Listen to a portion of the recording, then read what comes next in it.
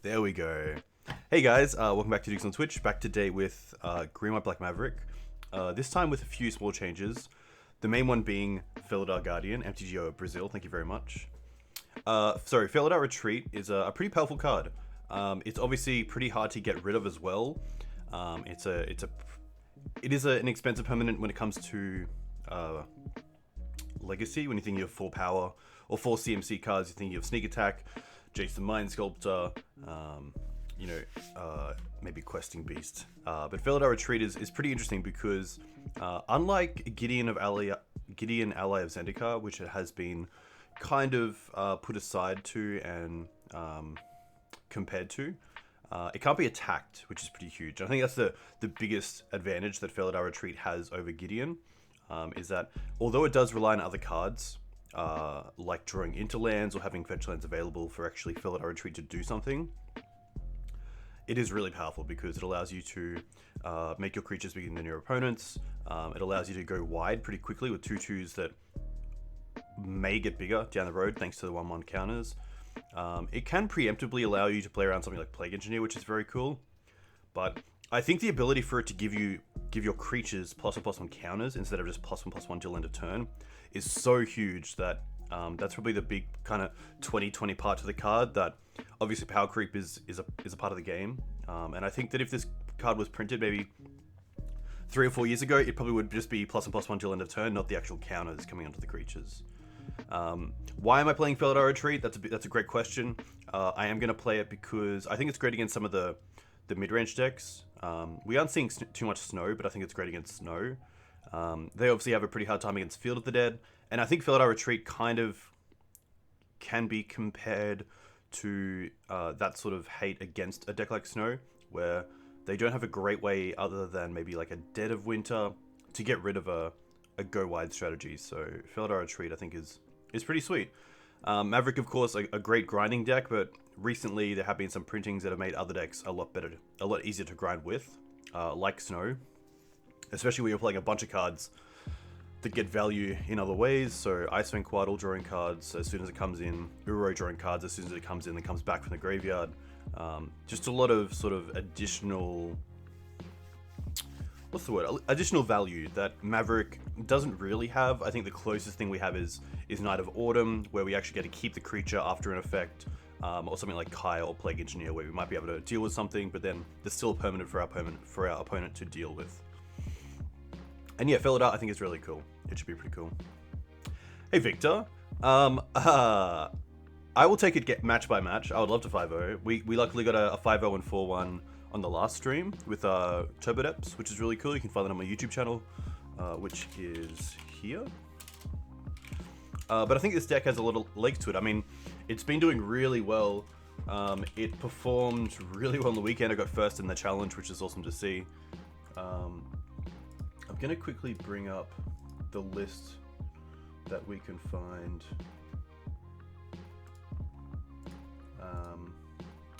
I'll bring it up during the league, but yeah, it was really cool to see Legacy Maverick take down the challenge on the weekend. It's obviously been performing really well with a few players making it into the top 8 over the past couple of months, so that's awesome to see. One big change that has happened, and I think Achilles kind of started this, was the drop in 4 swords to 3 for an extra Abrupt Decay. Just because Abrupt Decay is a lot more versatile, it's obviously uncounterable, which is huge. You know, there's an argument that you'd rather have that 3rd Abrupt Decay than the 4th swords for a Dreadhorde Arcanist. Hey Gav, welcome, hope you're well. So that should be pretty interesting as well. Although Death and Taxes is back on the rise, I think it's not as important to have a turn 1 swords because we have Plague Engineer in the deck as well to answer things like Mother of Runes. So I think there's a good mix of cards in this deck that allow you to actually kind of cut back on the 4 swords and play a little bit better. Swords is also good for Uro. Yeah, that's a great point.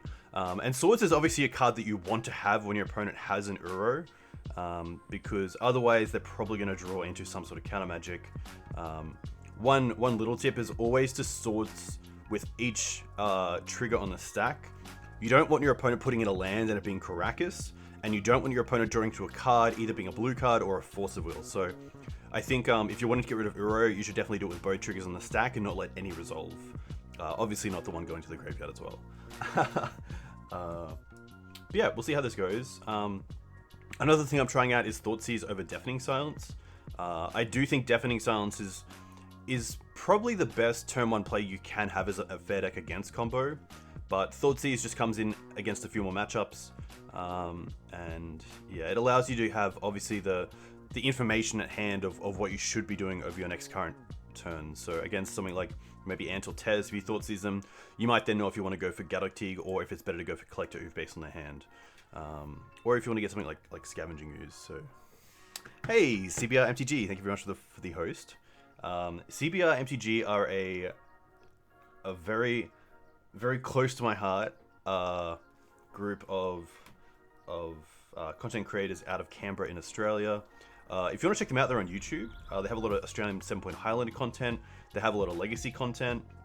They actually did some really good coverage of past Australian GPs for Legacy side events where they didn't have official coverage.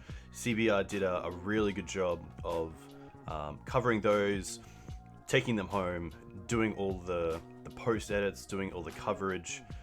Really cool. I do actually have I did feature as well, which is really cool. But yeah, CBR MTG can be found on YouTube, cbrmtg.com.au as well, which is very cool. So definitely check them out. Hey Angus. Hey Gav, thank you very much for the Prime sub. That's really nice. Very cool to have you here. It's nice that you have time off work now. But a Prime sub is very much appreciated. Let's get straight into it. I think this deck is going to be really fun to play. And hopefully pretty competitive as well.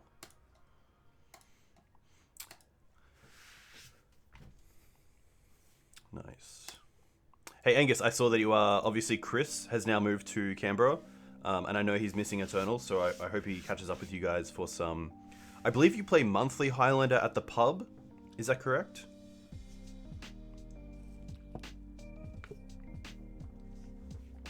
We're also changing this to 0-0.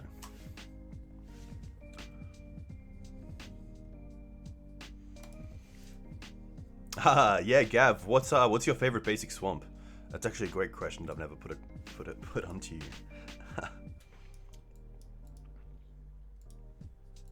Huh. It sounds interesting. The biggest issue is that it doesn't have the turn 1 acceleration because we have the Dried Arbor and Green Suns in hand. But otherwise, I think this is a pretty fair hand. It doesn't have removal, but Sylvan Library can find it. So I am going to keep this. Alpha Type C, okay. I'm going to have to find that.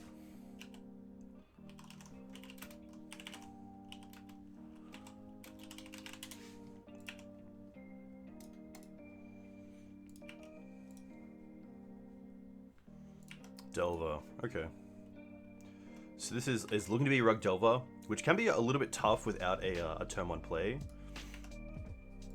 Abrupt Decay is actually really nice, so I might leave with the Windswept here. Although Windswept is really good with Sylvan Library, I kind of want to make sure I have Abrupt Decay on next turn, online next turn, and I want to play around Wasteland, so I'm not going to play out the Bayou.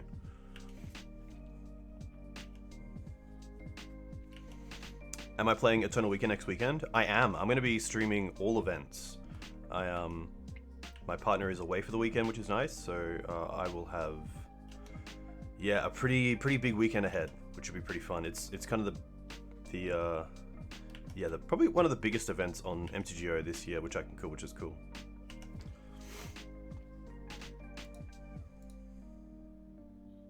Second Delver's pretty good here.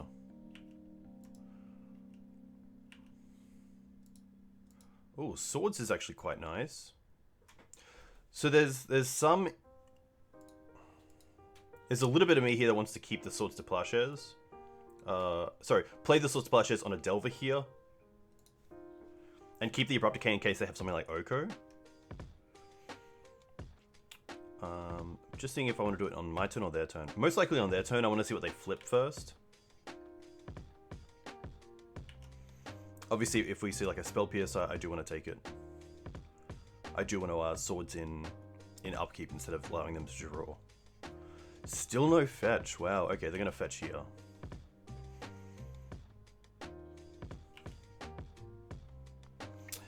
Yeah, Green Suns for Arbor turn 1 would have been really nice.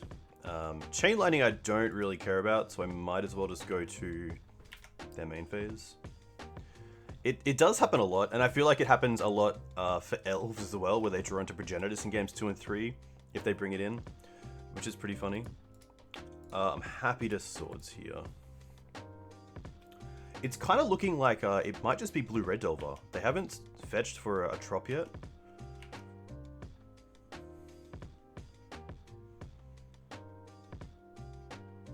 Yeah, this is going to be Blue-Red, and it looks like it's playing a new card, which is Magmatic Channeler. Magmatic Channeler is a 2 to cast what could be a 4/4, as long as there are 4 more instants in your graveyard or sorceries. It gets +3/+1, and then you can tap it to discard a card and exile top 2 cards of your library. Interesting.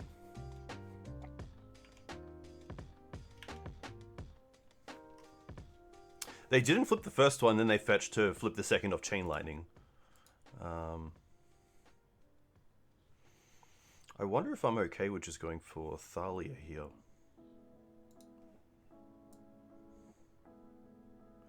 I think this is just a little bit too good to allow them to untap with, so I am just going to destroy this now.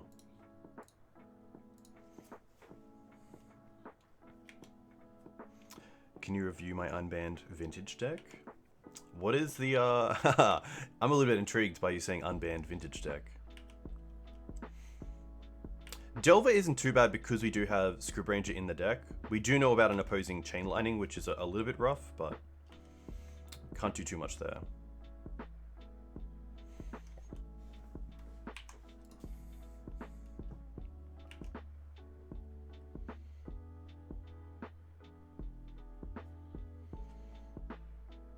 Ah, interesting. What colors are you running?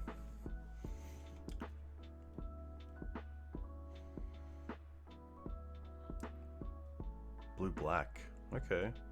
Is it like a paradox deck? Or just like a tempo?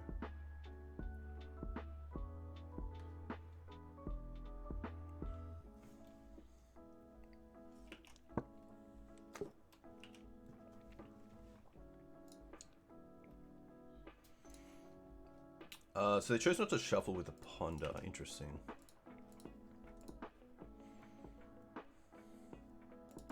I'm gonna fetch to see if they have Stifle or not. I had to fetch at some point, so I think it's just Savannah here, Scrubland. Play Sylvan Library, play Thalia.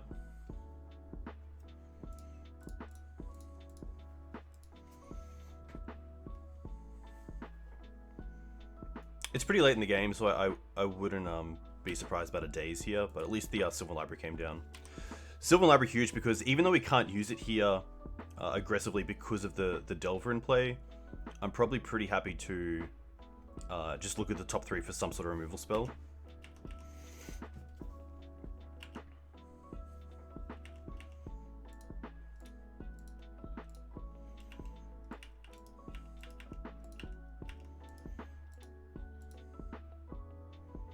True Name would be pretty good here. Yeah, okay. Interesting. Haven't seen True Name in a while. Kai would be pretty sweet. Abrupt Decay is nice, but we do have to get something going as well. I can't really pay here, but I can at least find the Knight with the once.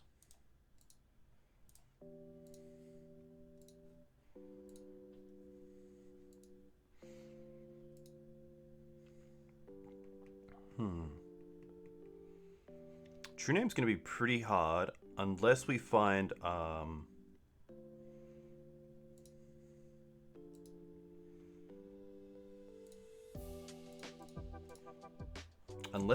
what's the name? Plague Engineer in the main deck.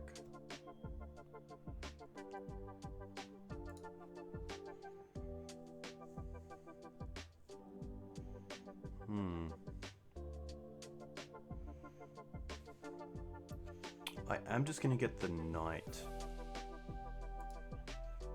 play Dryad Arbor, and then hold up the Abrupt Decay.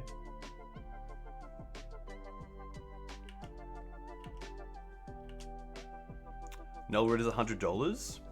That's an interesting one because I always think that Stony Silence isn't that much of a budget version.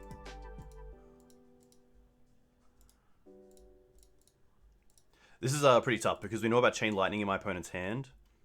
So we're effectively at 1 here, which means that the canopy doesn't really do anything. We do get to have a look here for Plague Engineer, which is nice. Okay, well I'm gonna predict that they just have a bolt here. Or another bolt, yeah. Okay. A little bit too slow from us, perhaps. We did find removal pretty consistently, but otherwise it was pretty tough. I do like the extra parts. I do like taking out the Collector Oof. It doesn't really do anything in this matchup. Knight of Autumn can most likely come out. And probably the second Sylvan Library. I think that's okay. Yeah, that was a little bit closer. It was interesting to see True Name. I think it might be a smart idea because a lot of people aren't really putting enough effort into really thinking about True Name these days. It's kind of fallen off the radar, but if you do get one in play, it's pretty hard to beat, especially with the current metagame. There's not too many ways to deal with it outside of maybe Plague Engineer. This looks pretty good. I don't think I want Thoughtseize. I could see myself bringing in Thoughtseize on the play because if I can trade with, you know, if they've kept a hand of cantrips, lands, and 1 threat, if I can take that 1 threat, it buys me so much time. But I'm not too sure if there's anything better here to take out. I think everything kind of has its place.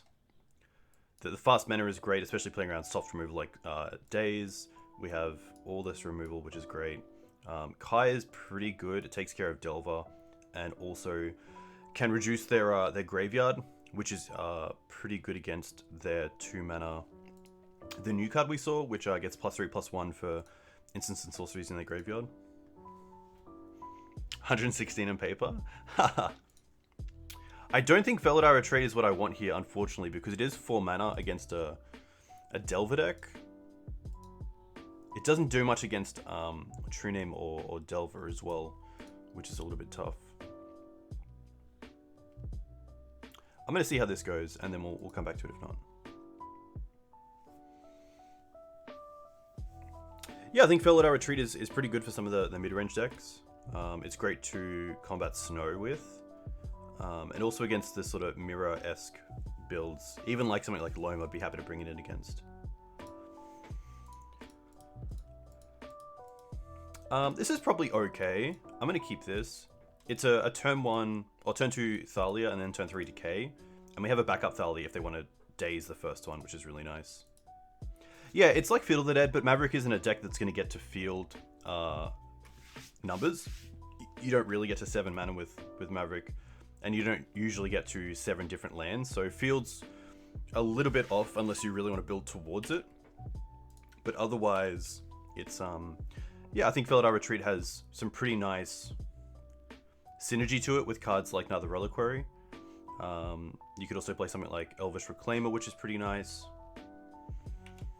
No turn 1 play from my opponent is really interesting.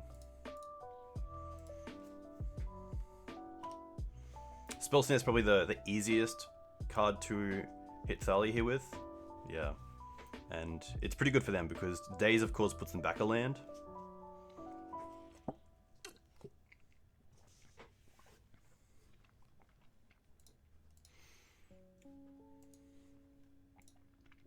Why the Power 9 so cheap on MTGO? Yeah, I'm assuming it's a demand thing as well. There is a pretty good, I think, community for Legacy for our Vintage on MTGO, but the demand just isn't there to really support it in that way.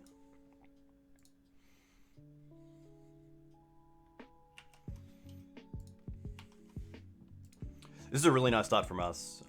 Maybe a True Name coming down for our opponent would be pretty rough, but we do have, obviously, Knight here.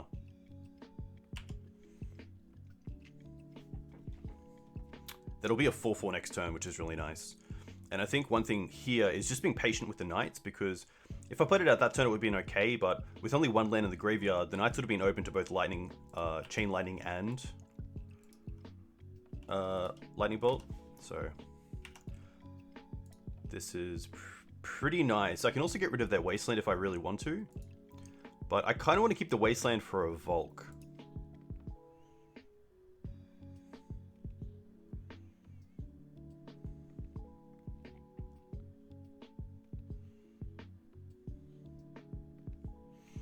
but it's an interesting choice.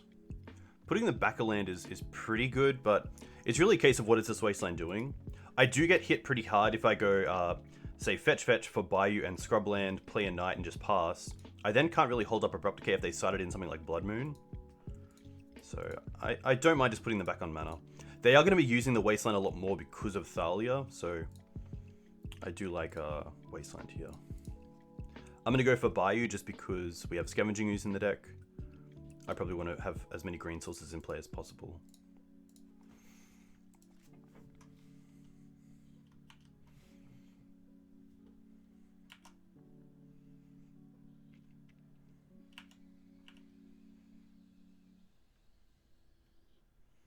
A 2-mana Brainstorm is more than fine here.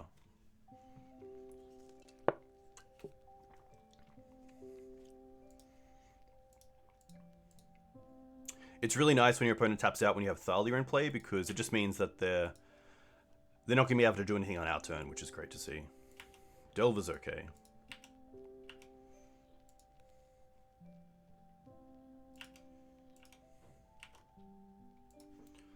Novel.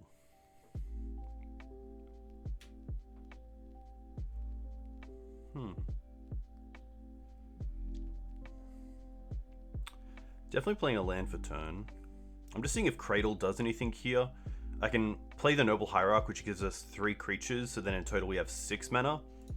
So I believe that means we can Knight and Abrupt Decay this turn, which is pretty good, but I kind of want to Wasteland my opponent instead and just keep him off this red mana. So I think I'm pretty happy just going with Noble first. Fetch out Scrubland to have double black, just so they can't wasteland us off one source.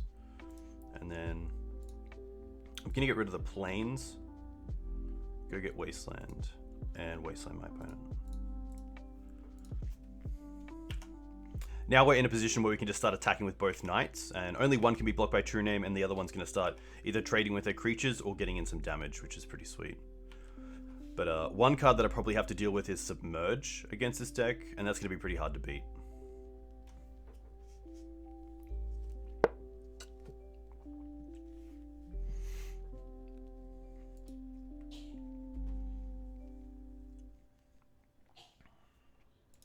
And they've just conceded. Obviously didn't find a Brainstorm perhaps, and just saw that the second knight was going to get there pretty easily.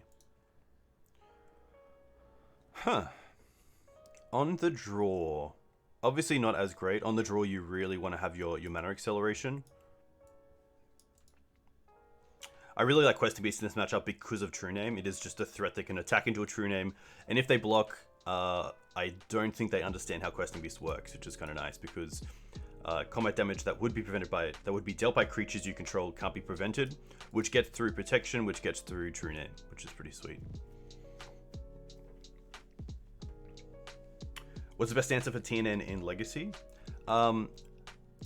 Not being a smartass, but definitely I think Pyroblast or Red Elemental Blast on the stack is really nice because then you're 1-for-1 trading. Once it's in play, you have Plague Engineer, which is really nice because it deals with True Name, and then they have to spend a card to deal with the Plague Engineer, which is great. If you're not in black, you might be in white, which you have Council's Judgment, which is pretty nice. You might have Liliana's Triumph, which is pretty good as well, making them sacrifice a creature. You just have to look out for things like Flash in Snapcaster Mage or Icewind Coatl, and then they sack that instead. There are some other sacrifice cards like Innocent Blood that don't get too much play right now. But yeah, I think that the best is definitely a blast effect like Pyro or Red Elemental Blast. And then if it does make it in play, you have sacrifice effects or cards that get around protection. Or even neg 1 cards. Cards like Golgari Charm don't see too much play anymore. But yeah, any sort of neg effect is pretty nice to the board. But I find when cards aren't great and people play them, then they're really hard to deal with because people just aren't ready for them. So True Name Nemesis, of course, has kind of seen a downplay in... Oof. This is an interesting hand. The double Wasteland start doesn't really work with Path to Exile, which is a little bit annoying, but I think this is okay. We do get pretty... We can get Wasteland out of the game with this hand with only one colored source, but I'm going to keep it. I think it's okay. It is a trap hand, but the Volk start is nice to see. And then a Delver, okay. A lot of Delver players do keep Delver starts with no other lands, so we'll see what happens here. It doesn't feel great to Wasteland an opponent who has a Delver out already, but we'll see how this plays out. No flip either. Ooh, do they have no land here? Did they keep... they have Wasteland? Okay. We can once here, actually, which is pretty sweet.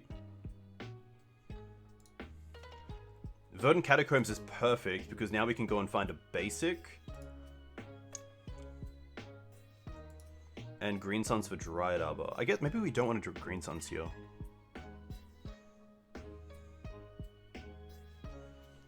This is an interesting one. Don't know if it's a third Plague in the side. Yeah, I could definitely see a third Plague in the side. I played Zealous Persecution as a sideboard neg 1 effect because there were a few decks like Espervile or Death and Taxes or Elves that have a few different creatures that are X1s. So Zealous felt really nice, but I think here I am just going to get a Forest and then see if I can bait this Wasteland with this Dryad Arbor.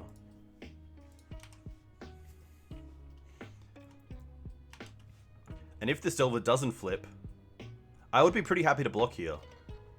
And just keep these removal spells for other creatures that I might see come down. They're not even allow me to. Okay. But yeah, Zealous is another way to deal with True Name as well, which is kind of cool.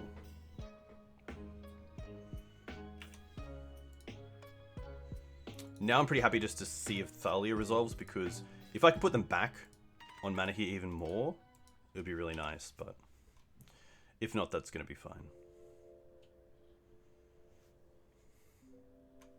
Spell Snare.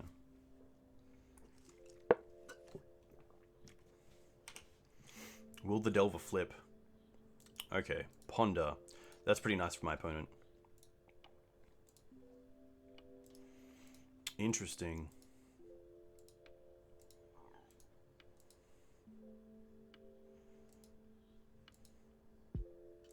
They're going to Ponder. So if they shuffle and don't play a land, we're obviously going to go for Wasteland. They chose to shuffle. Wow, no land. Okay. Now we're pretty happy to Wasteland. They have a land. Still okay. We have this Disruptive, which is nice. Oh, that's true. They spell snared us. So, did they? Yeah, they Wastelanded us, of course. Yeah, that's right.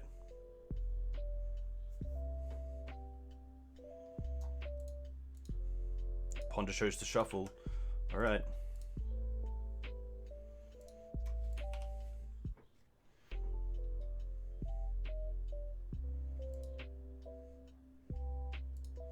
I'm just going to pass here with Abrupt Decay up.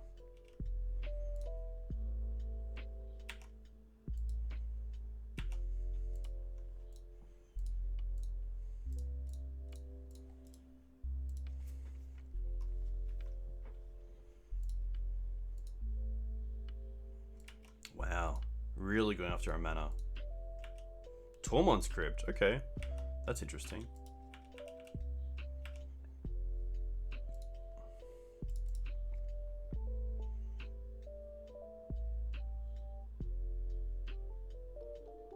I wonder if they run Stifle. Hey Eben, thanks for the follow. Let me know where you're from. If you play Legacy, what do you play in Legacy? This has to be Stifle. I don't think they would have brought in Surgical. Like, there's no point Surgicaling Savannah, so I can't fetch Savannah here.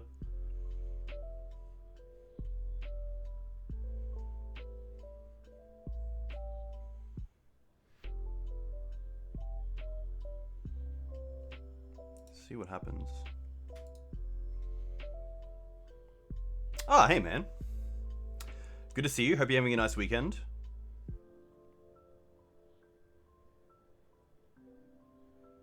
This has got the heart pumping. You currently play Big Red? Okay, very cool. What are some of your creatures that you play in Big Red? Do you play the boar that when it attacks, I think you can put a creature into play?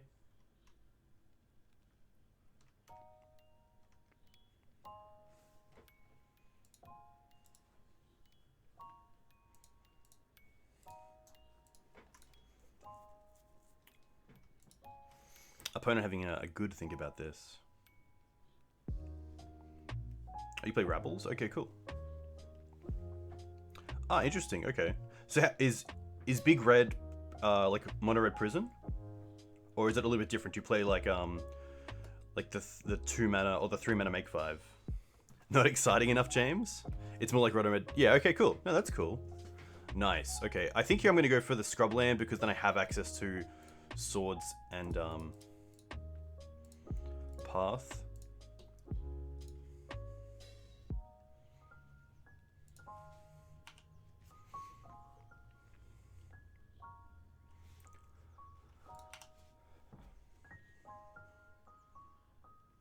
Wow, just a pass from my opponent. Can we draw a land here? Swords. All right. Well, I guess we're starting to beat down.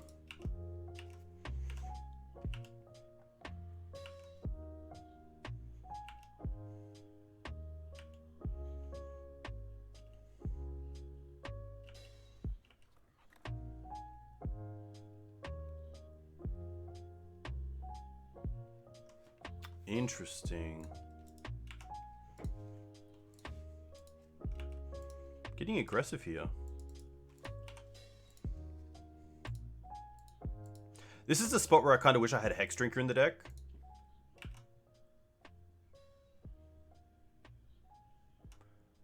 I'm actually going to keep up white mana here instead of attacking, so that if I draw a land, I can end step return, remove that creature, and then untap and Questing Beast.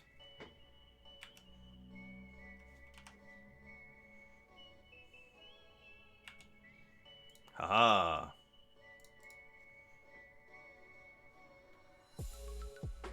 They have 5 cards. Do they have an answer for Questing Beast?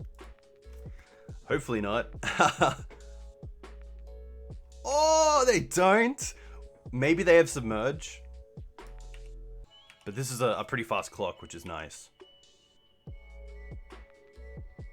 To be fair, even if they have a Submerge, it's only a 1 attack. Because it has haste, it's pretty much just a bad fog in this case. This is a really interesting match with the Wasteland back and forth. Alright. Will this Ponder shuffle? They chose to shuffle. Okay.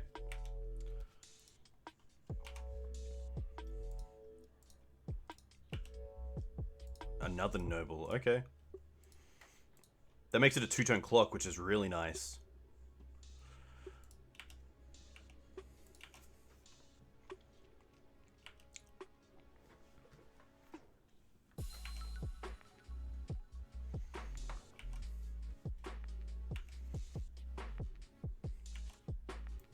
Yeah, I find Death Shadow is definitely a very cool matchup where it's you're trading for resources a lot of the time, especially both being Wasteland decks and Death Shadow wanting to keep on things like Daze.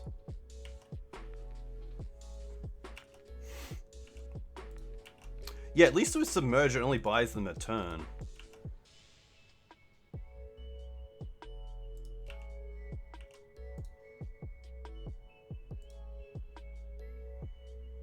Vapor Snag, okay.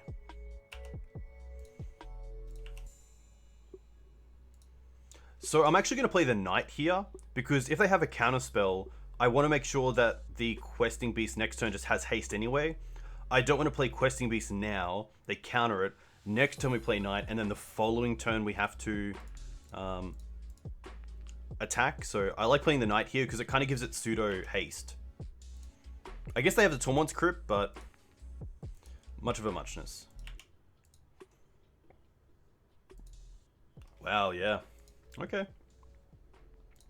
That was pretty sweet. It can be a little bit risky when you're wastelanding a Delver player who already has a Delver out, but I think over those few turns we did get pretty lucky with the Delver not flipping straight away, especially in game 2. But I mean, against the Delver deck, I'm always happy to take the win. And seeing Abrupt Decay there was really nice because sometimes Swords just isn't good enough being counterable. So nice way to start the league. It's always good to get a win.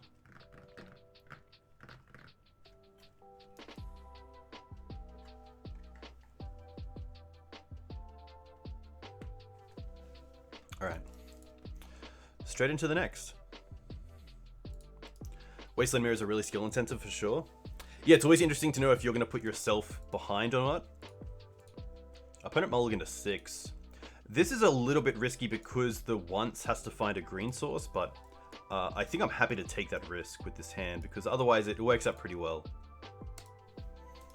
Especially if you find a fetch land, then Ramanap can just start making land drops each turn. Ancient Tomb. Chalice for 1. That's going to be fine. A little bit annoying with the Noble in hands, but here we get to... I'm definitely happy to wasteland the Ancient Tomb. This also just makes the ones a bit better because we get to keep drawing into natural draws and then hopefully dig deep for a green source. What if this is going to be... Oh, Goblins. Interesting. Oh, okay. That makes sense. Oh, okay. Now that's kind of scary. I didn't expect this. I thought it was going to be Rabblemaster down the line. It has to be Verdant here. Because I have to trade Dried Arbor with the Goblin Lackey.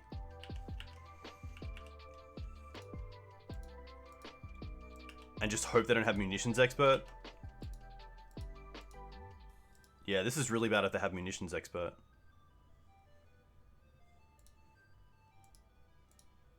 Oh, oh, okay. Okay.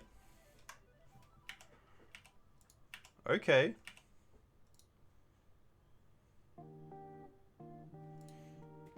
I think I'm happy to Wasteland here to take them off Goblin War Chief next turn. It's a little bit risky only having the planes in hand, but I think this is okay. The Chalice is actually quite good here. Nice, that's exactly what I want to see. But now I need to see a land drop next turn for Russ. Oof. Ah. Alright, I guess we're dropping a Noble.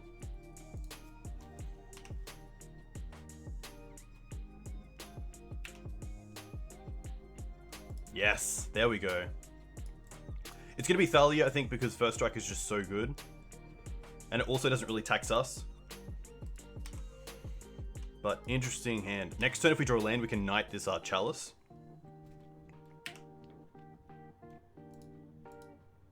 Huh.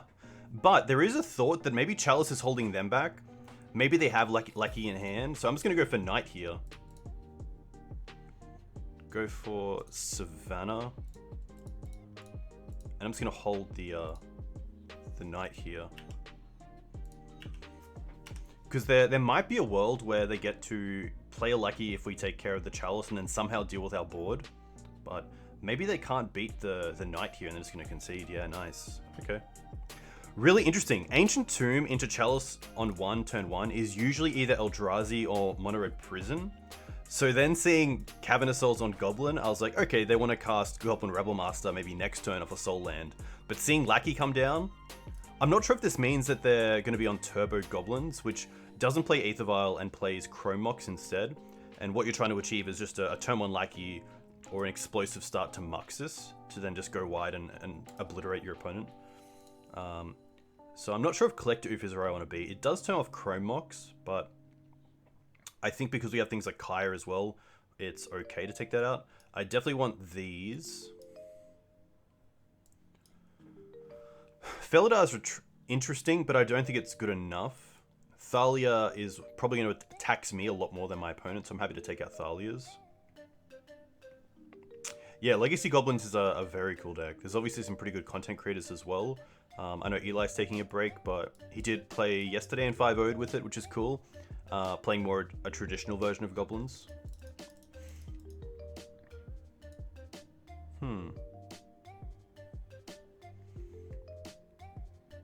2 cards. I could see Thoughtseize coming in, but because they're on Chalice, I'm a little bit wary of it. Felidar is interesting as well. Maybe it is Oof, just as a Green Sun's target in case they're on a quick Mox Diamond start. I think Rammap is fine. Maybe it's the second Sylvan Library on the draw. Goblins again is a deck that can go wide pretty quickly, something that Maverick doesn't have a great answer to unless you get it down to Plague Engineer early on. So the second Sylvan on the draw doesn't seem that great. I definitely don't want to have both in my hand.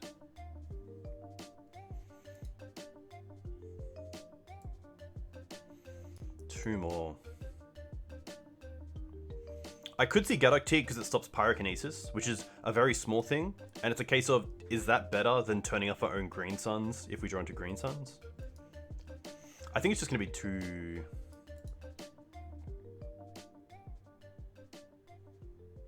Maybe the first strike is good enough. Maybe just taking out two Thalias.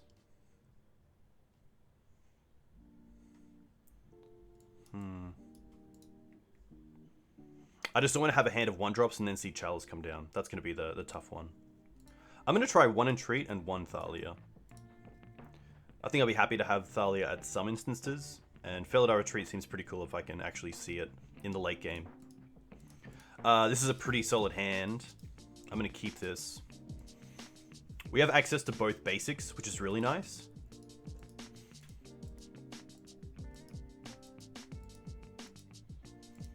And then having Plague is pretty awesome as well.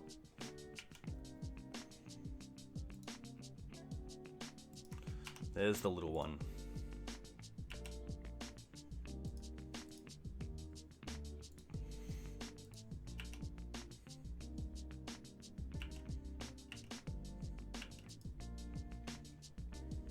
So I like playing the Windswept Heath here because it could also represent Dryad Arbor, which might make them set up some sort of Chrome Mox play or play a land first before they attack. Ancient Tomb. Blood Moon, okay. That's pretty rough. Can't really play around that.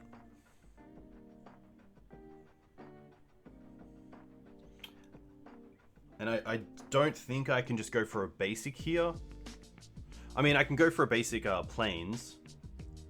But is that really doing what I want to achieve?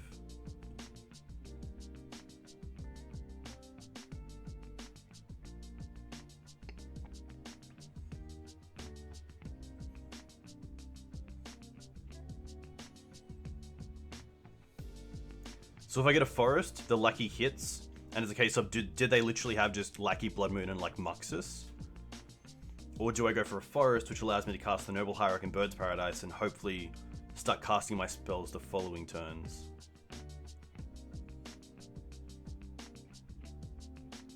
I feel like I have to get a forest if I want to win this game.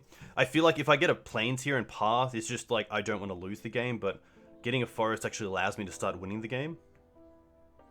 Yeah, I think it just has to be a forest because I don't think getting a Plains puts us in a winning position.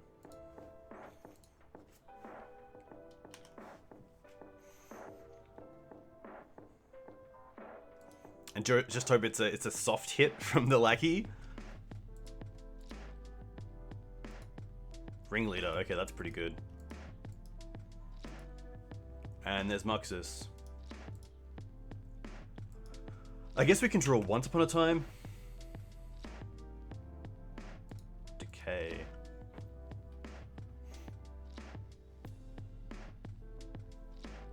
What did we see? Okay, so I can play the Ooze here. And that allows me to block the Lackey.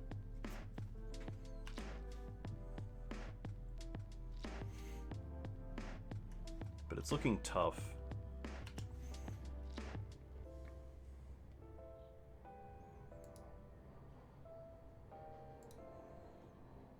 Oh, they had Pyrokinesis in hand? Okay. That's just game. I can't beat that.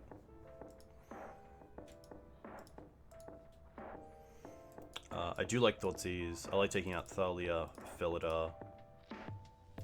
And maybe one Knight. Knight doesn't do a whole lot in this matchup. Especially seeing they have so many, even just 1/1 creatures that can block for eternity.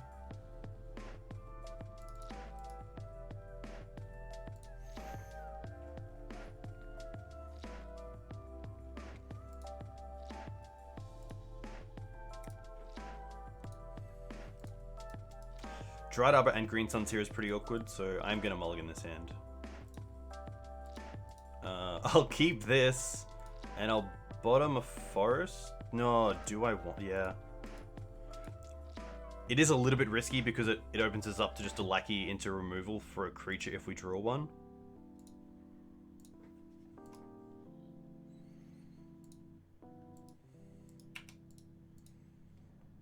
Maybe the engineer is just too slow here without a turn 1 play. Maybe there's a better 5. I think I was a little bit too...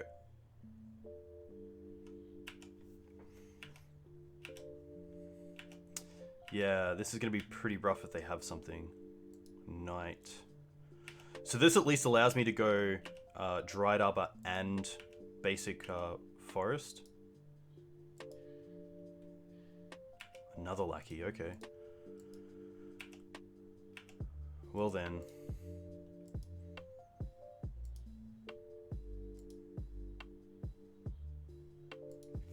Is it weird to let these resolve so I don't lose the basic off so I can play the engineer next turn? Yeah, I think that's my only way to win. Yeah. It's pretty good.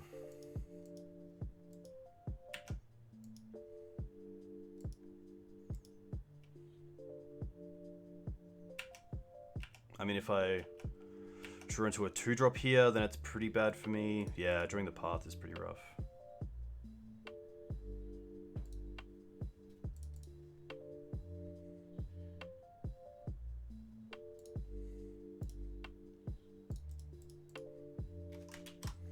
Keep was pretty bad.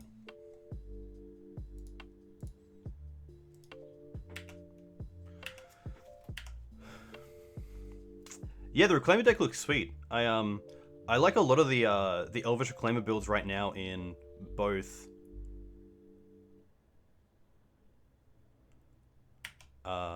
Legacy and Modern. There's some really cool decks running around, especially the Vile decks. They look really fun.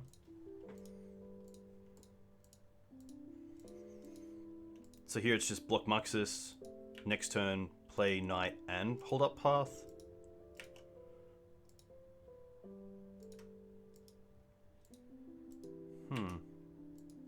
I could also just block the Ringleader here and take 6. I don't mind that, just to keep the Plague Engineer on the field for now. Green Suns, okay.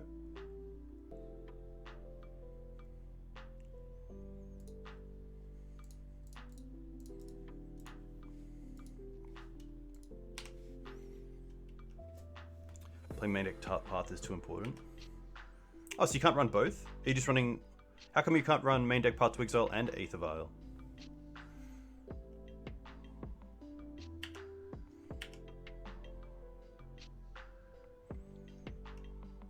I could path an upkeep, but I'm pretty happy just to let this slide here.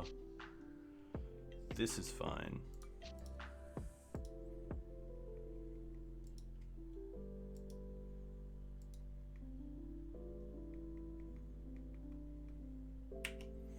Ringleader's pretty good.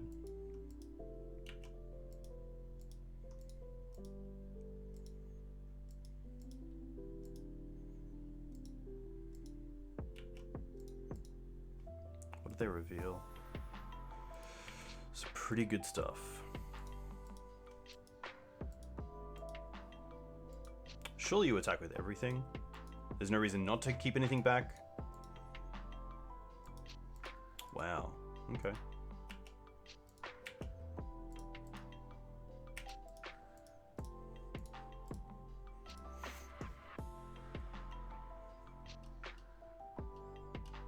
Ah, interesting, okay. I guess you don't really want to cut on creatures or lands, so...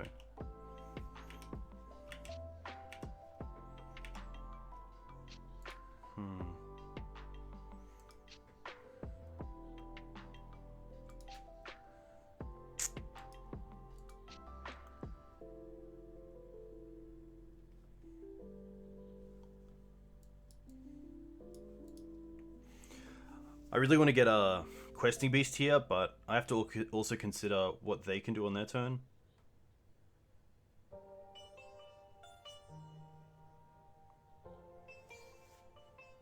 Yeah, I think QB's okay here.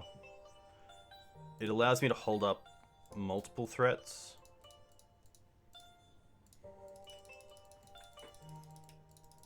Second Knight does seem good, but it does nothing against their go wide strategy. At least Questing Beast can get through the majority of their creatures.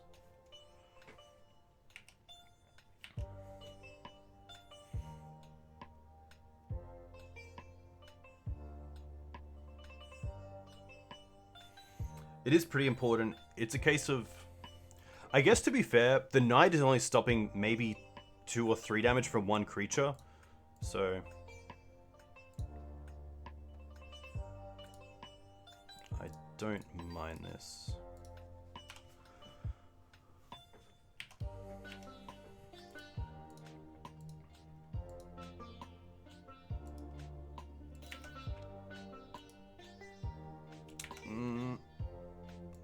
It's pretty good. Is that just us dead? If I don't block the Moxus here.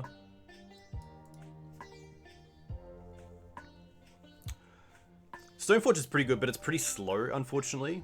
Even against this deck, it's okay as a blocker for Lackey, but the annoying thing about Stoneforge right now is that you have to put so much mana into it to get something on the field, where you might as well just be trying to get something else, like a Knight, into play.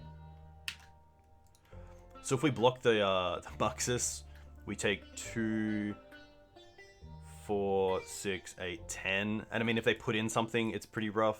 I have to block the Muxus, so... I think the hand was just a really bad keep. I mean, 5 lands and a Plague Engineer just isn't going to do it. And I think I just tunnel visioned into seeing the Plague and be like, oh, sweet, okay, but... Yeah. Yeah, Mux is really good. I mean, they can just search for like a +1/+1 effect here. Maybe Goblin Chieftain.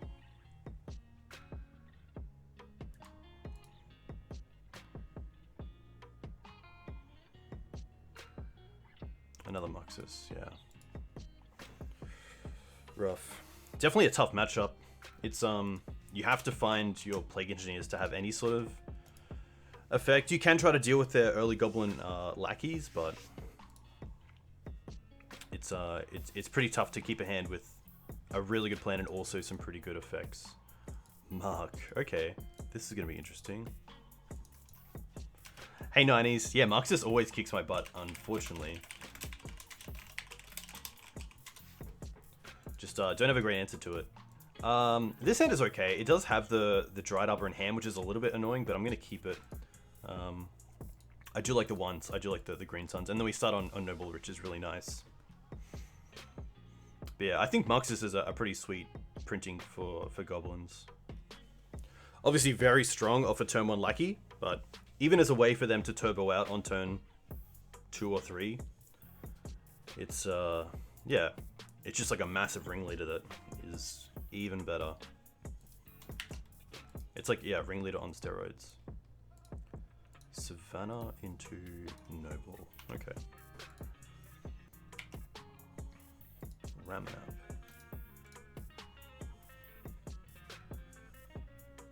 Yeah, once is really cool. I'm a big fan of it. Especially being able to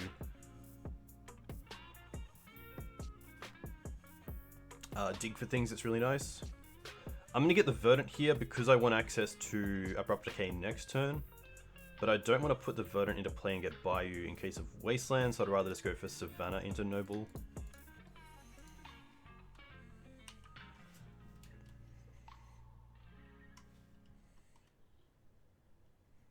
I believe Mark is playing some 4-color version of the deck. He's actually streaming it before and probably is still streaming, which is pretty cool. But yeah, Mark Strassman is a really good Punishing Fire Maverick player who's recently turned to the 4 and 5 color versions of Maverick, playing things like Meddling Mage, Clotus, Brainstorm, as you can see, which I think is sweet. I think it's really cool. I think that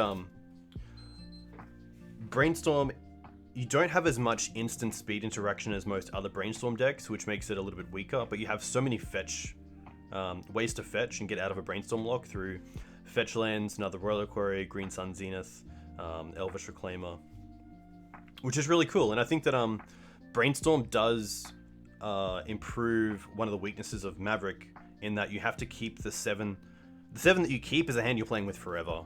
you don't get the chance to put away cards, fetch, you know, get new cards. So although Sylvan Library once and Green Suns is great for getting cards from your library, you're stuck with what you have in hand. Oh, our own library.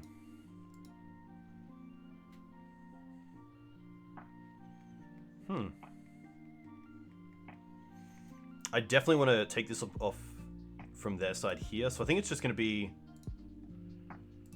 Bayou for decay. And then attack for 1.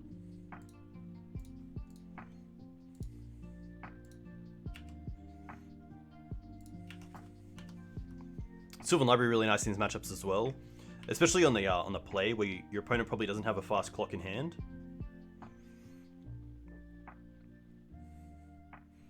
But Punishing Fire in our opponent's deck could be very good here for my opponent. I can't play the Arbor because I don't have black source. I don't have a black source in play, so I can't Abrupt Decay and play the Dried Arbor, unfortunately.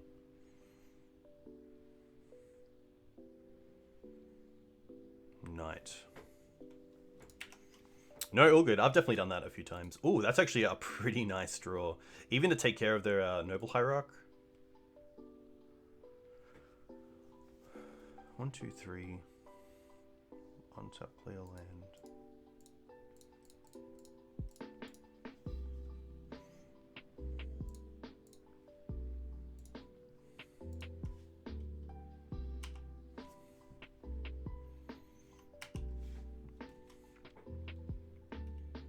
If I can get them to use like an Abrupt Decay on the swords so that I can land the Sylvan Library, I would be very happy. Plateau. It feels to me like a Punishing Fire. Okay. Yeah, Engineer's just so good as well.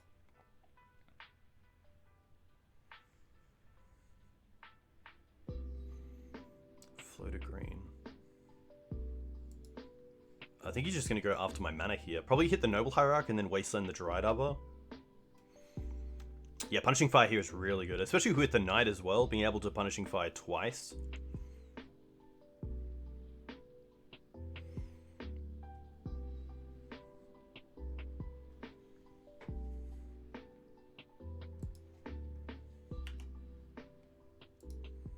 Ooh, okay. Wasteland on Grove is pretty nice here.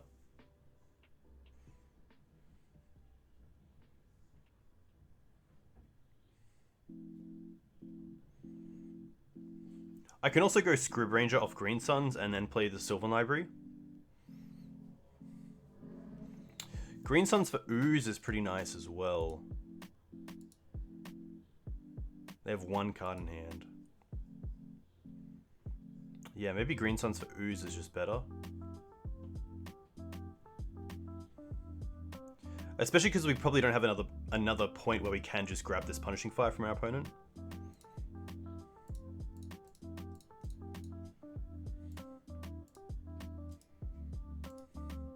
And if the Screws lives, it's pretty huge. Scavenging Ooze.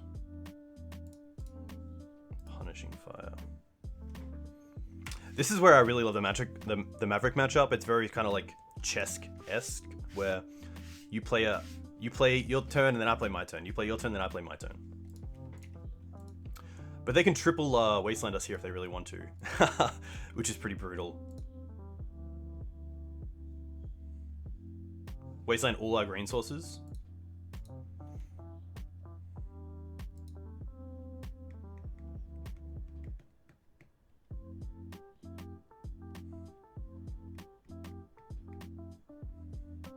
But he's going to attack. That's really interesting, because now I get to play Sylvan Library, which is pretty huge. I'm not going to block, so I am just going to attack with the Screws here. Yeah, I thought if Mark was going to double Wasteland, I think the triple Wasteland is just so good because my life as a resource is pretty high right now, but my green sources are next to 0.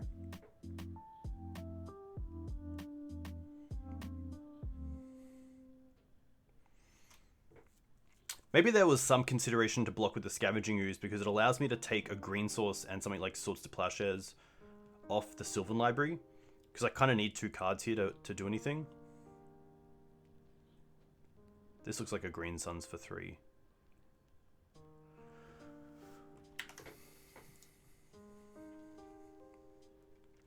Probably just another Knight. It could be Clots, but I think it's just another Knight. Ramanap, okay.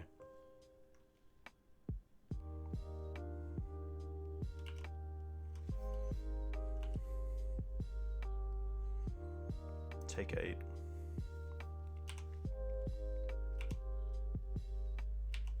There's a fetch.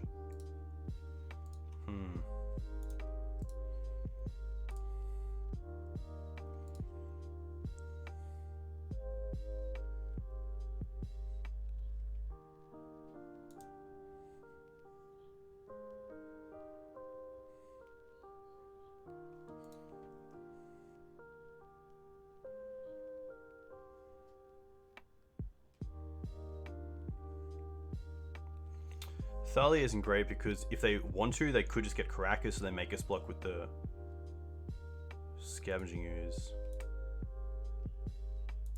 Put on top.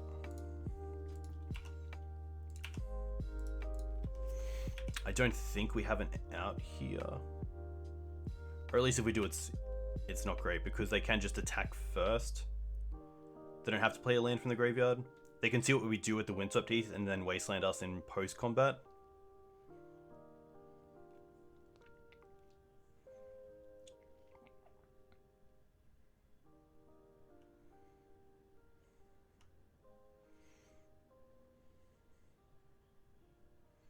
They could be thinking about Swords to Plowshares off this Windswept Teeth, so that's a consideration for Mark. But yeah, I like this play. I like probably attacking with both.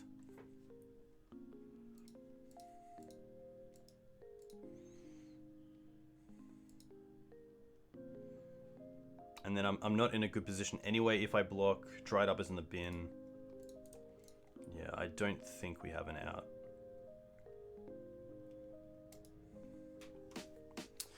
Yeah, 7 point in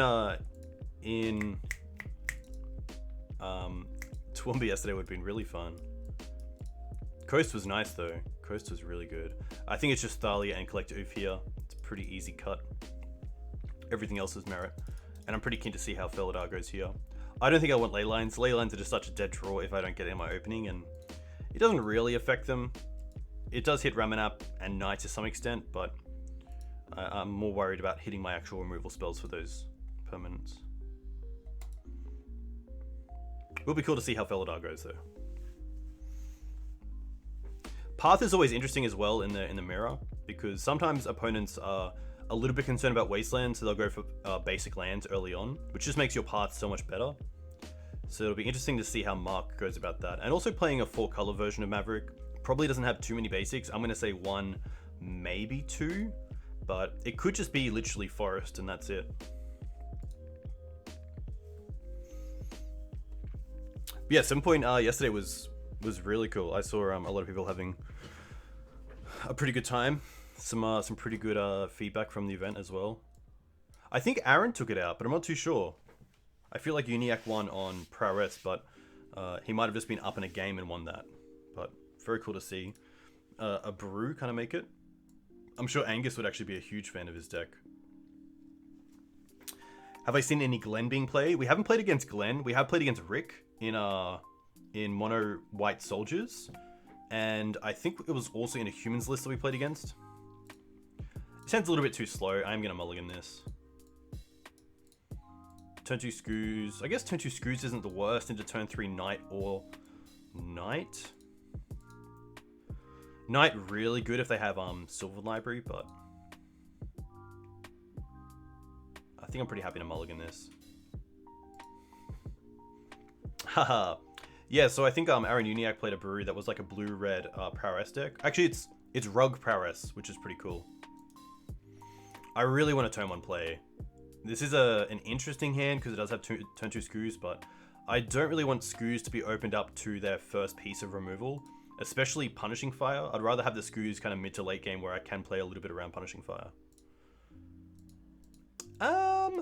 Yeah. This is interesting.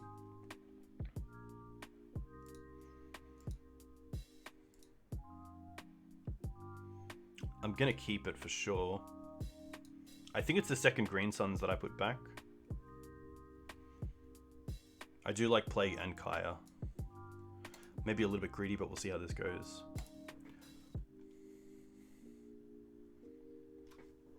Yeah, Become Immense is insane. He was playing Berserk and Invigorate, which is cool as well.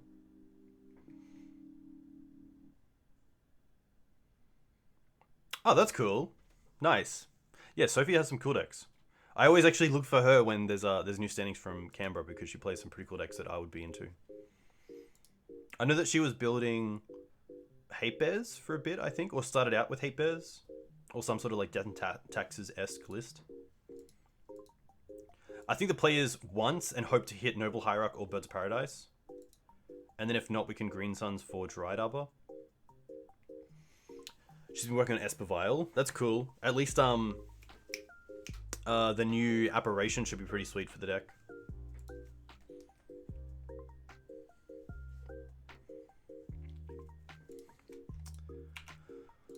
Alright.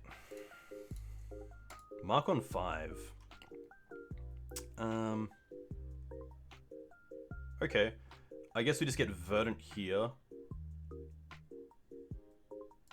Because it means that now we can Green Suns off a Bayou. Should have used the Verdant because they know about it.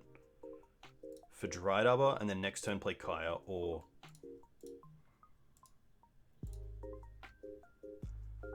Kaya or Plague.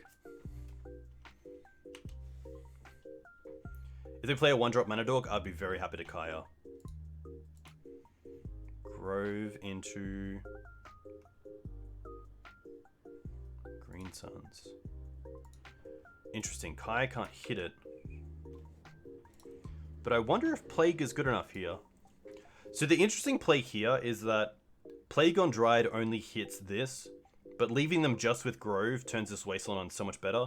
And any other X1 in the deck can pretty much be hit by Kaya anyway. So I think I'm pretty happy just playing out this Plague Engineer on Dryad to take them off the land. I think that's better than playing out the Wasteland, because I'd rather Wasteland the Grove. So if I can go after their mana early on, especially after they've mulled to 5, I'm pretty happy to do that. And at least this Plague Engineer now gives me some form of pressure, because it's not a great creature to block from Maverick's point, or from their point of view. Sylvan Library. Decay, Decay, Decay, Green Suns. Decay or Green Suns. I want to get rid of this. Basic. Okay. Well then.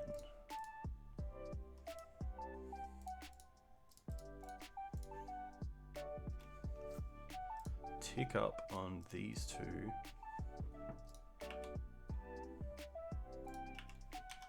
Attack with Plague.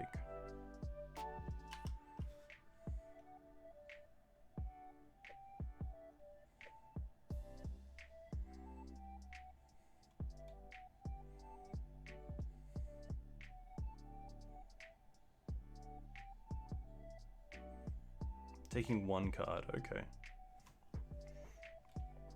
Interesting. Windswept.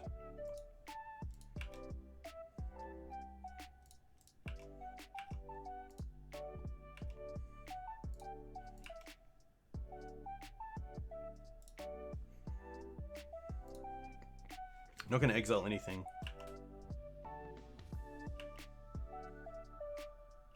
I do feel a Punishing Fire here, maybe a removal spell. I can exile my own stuff, but they had nothing in the graveyard, so I don't want to exile my own stuff because of my own Night of the Reliquaries. I could exile the Once Upon a Time, but I don't think it's worth it, which is nice. That's actually a really nice feeling. So I played the Plague Engineer, I got rid of their Dried Arbor, and then they spent a Swords to Plowshares on the Plague Engineer, which is really nice. So it's a small 2-for-1, which always feels nice. My opponent also can't play a Ramanap this turn and get back the Wooded Foothills, so we'll be able to exile this as well. Which is pretty interesting because Mark, if he pays for a card here, goes to 6. And then this Kai is going to be nearly lethal.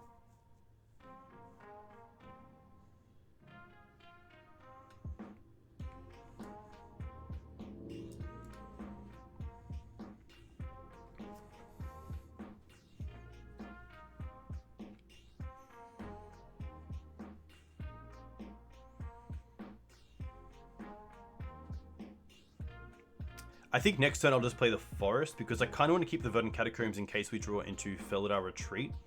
Because getting the ETB of the fetch and then the ETB of the land is just so much better than just the ETB of the land off the fetch.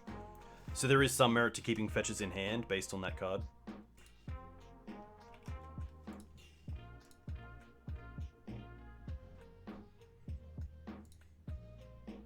Ooh, this could be an Oko. Yeah. Oko's pretty strong.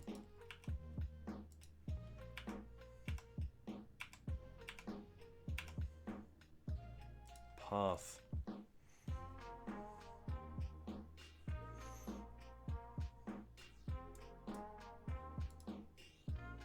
Interesting. Hey, Glacier. League's feeling pretty good. We got up against Blue Red Delver and went down to Turbo Goblins, and now we're in match 2 against Mark on 4 color. I'm gonna play the Forest. I think I'll hold the Path for now because I kind of want to go after the Wooded Foothills in the bin. I don't really care about the food, which I could exile with Kaya.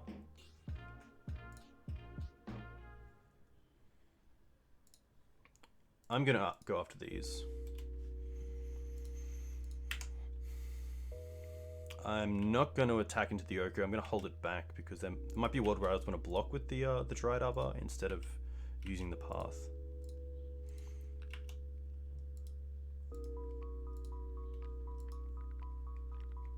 I mean, Mark can't really pay 4 here because then he goes to 5. I can then exile one of his creatures, which then puts 5 creatures in exile, and that would kind of wrap it up.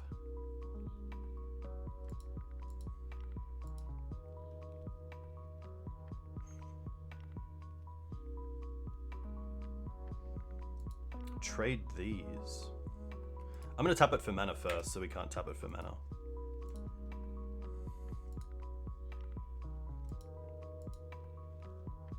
There's a Knight, okay.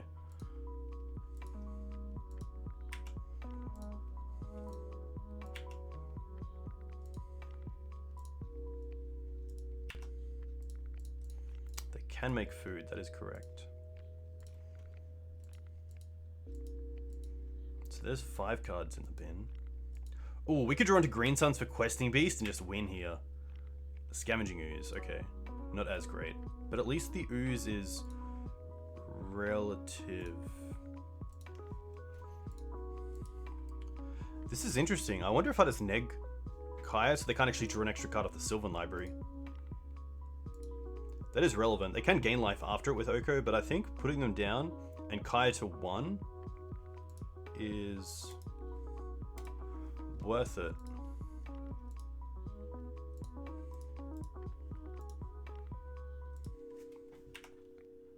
I think Ooze getting Elk is okay.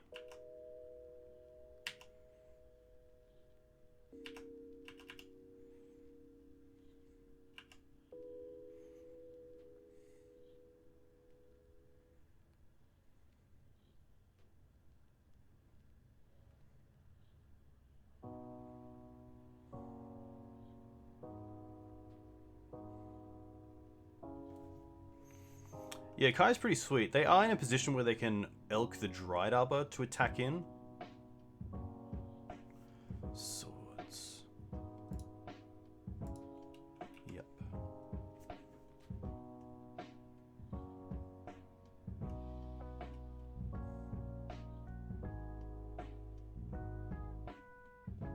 Kai would have dealt 1 more damage if you exiled their Swords to Plowshares. Yeah, that's very true. I could have played the Scavenging Ooze first, exiled the sword, and then dealt an extra damage.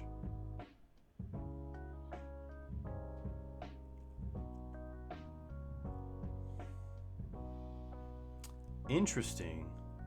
Maybe they have Questing Beast and they're going to deal with the Kaya here. Because the Dried Arbor could have. So they must be getting a creature with haste. No. Okay. That's interesting. Letting us have Kaya once more.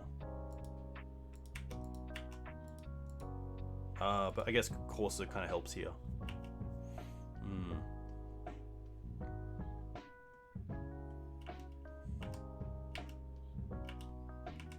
Alright.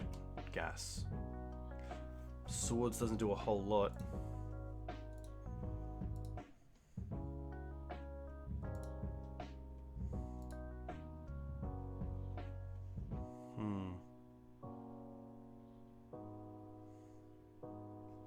I can take the food.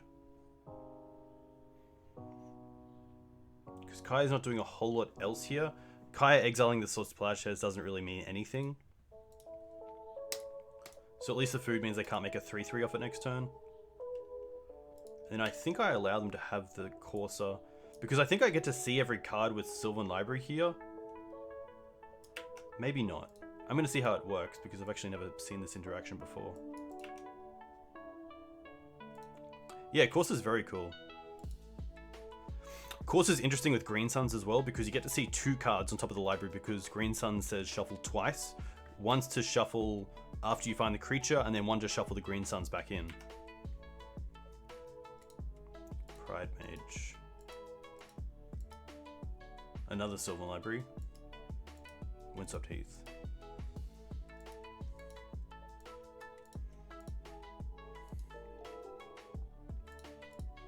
I think I just get rid of the Corsa here. So they can't play the land off the top.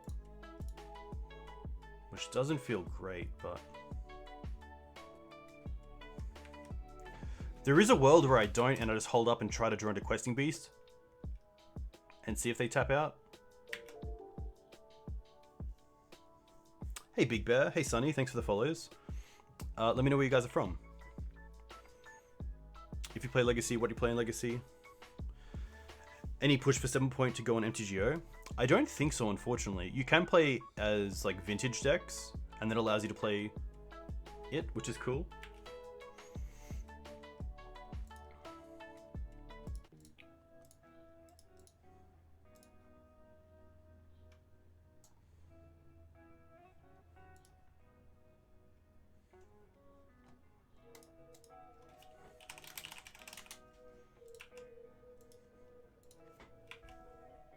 From Dallas, Texas? Very cool.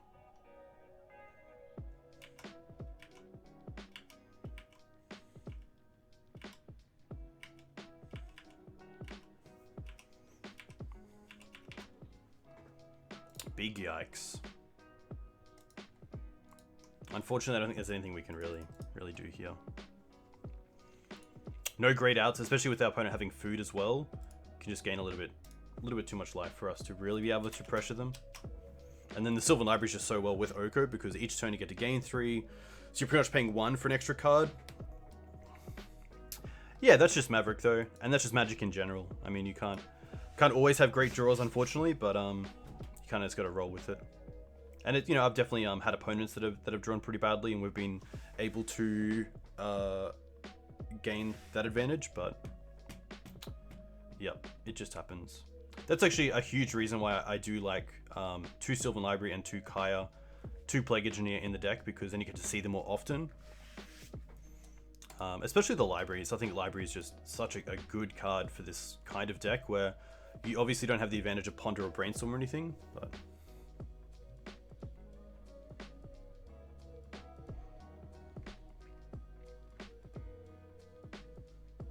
Still on Predict, Counterbalance Miracles. Very cool. Refuse to buy Okos.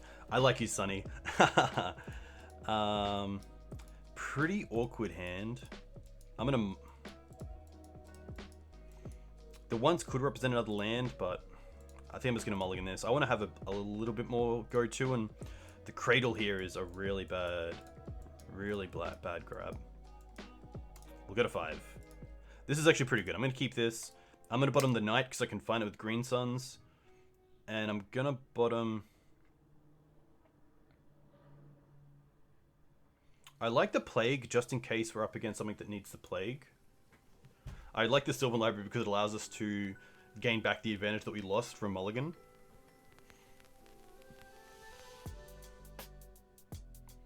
It might be the... It could be the Noble, because if we don't draw into another mana accelerant, we can just Green Suns for Dried Arbor if we really want to.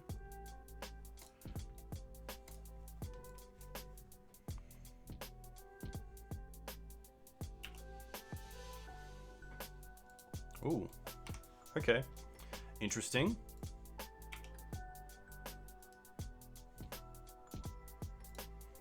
This kind of makes me want to Green Suns for Arbor.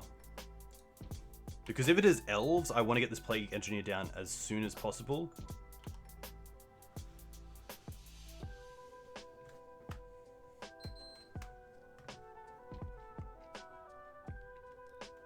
I refuse to play blue.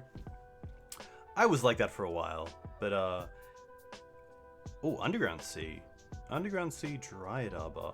Ah, this might be some sort of rough. This looks like Nick Fit.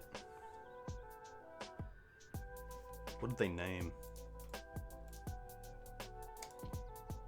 Another Reliquary. Okay.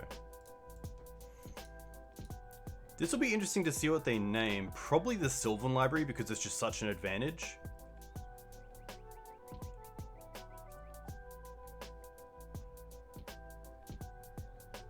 I could see Skoos as well.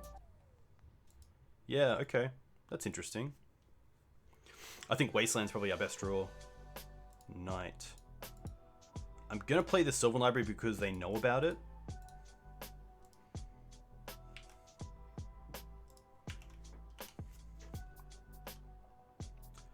And hopefully we can use it to build back our hand, build up our hand again. Careful study. Okay. Oh, is this Hogaak?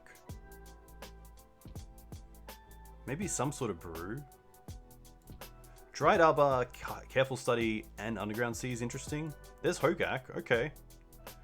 Interesting. That also kind of shows why they played the, got the Skoos here. There is a Caracas in the deck, but now I want to find Wasteland, because they didn't play a land there. Ooh. I'm going to put these on top. I'm not going to pay for them because I want to use my life as a resource and hopefully pay for other cards that are actually better.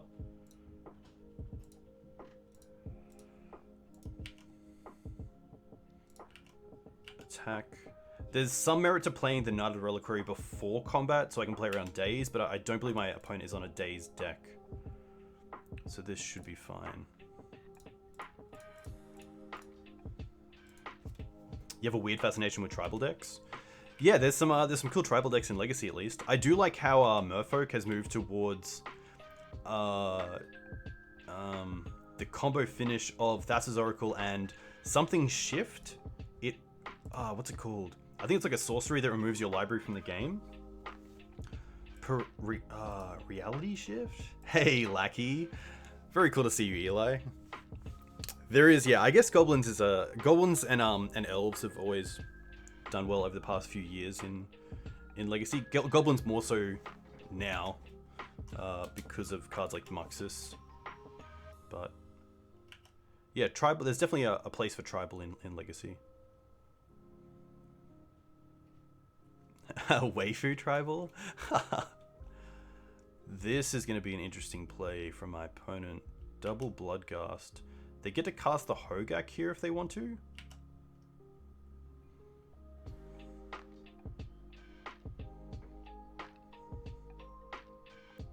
Can they cast it and not get rid of the bridge? 1, 2, 3, 4. Yeah, I think they can, because they can just tap these 4 creatures for the other 8.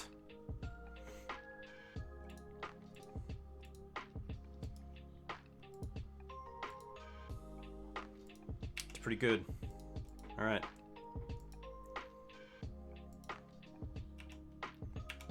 So now I really need to find a second engineer.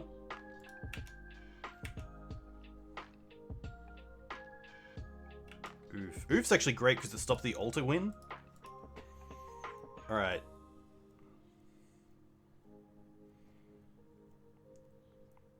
I think we put this on... We don't really want the Ramanap. I'm going to pay for this. Because now we can play both Engineer and... Collector Oof. But with the bridge, it's tough. Because I'm not too sure what I want to Engineer. I guess it's Zombie, but that puts the Stitcher in the bin, which is pretty tough. Definitely playing Oof out.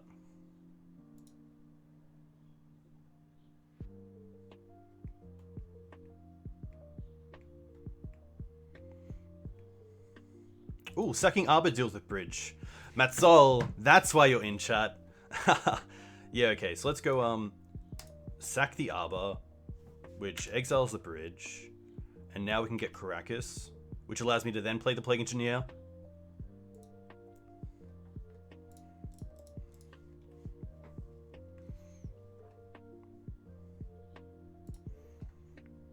But it's interesting what I name. I guess I could name Zombie, but that does allow the Stitcher Supply to go to the bin. I could name Vampire, which stops the Bloodghasts.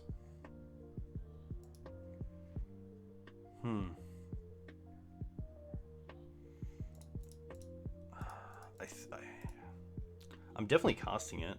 I think it is just going to be Vampire, just because of the 3 cards from Stitches. Although making zombies 1/1 seems pretty cool as well. Yeah. I guess with Collector Oof out as well, I'm not that scared of zombies, so maybe it... Oh, sorry, not scared of the combo. So maybe it is just zombies to kind of keep the power level off the board.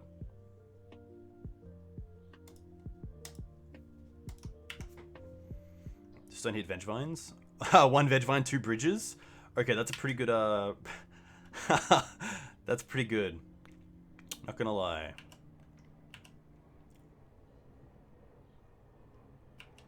Yikes. Oh, I forgot about my coffee.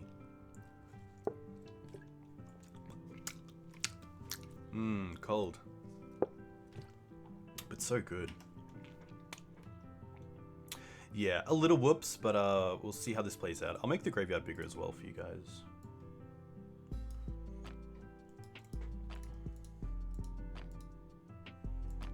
Another bridge. Okay.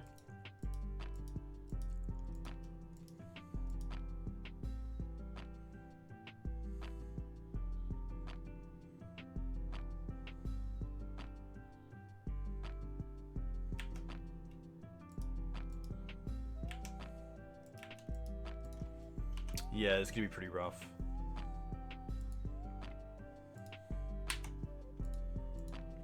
Just get to cast the Gravecrawler each turn for 1/1s. Maybe Zombie was the incorrect play, or maybe there's a play where I keep the Ramanap and then just hold up the Knight and Dried Arbor so I can instant speed and get rid of the bridges when I want to.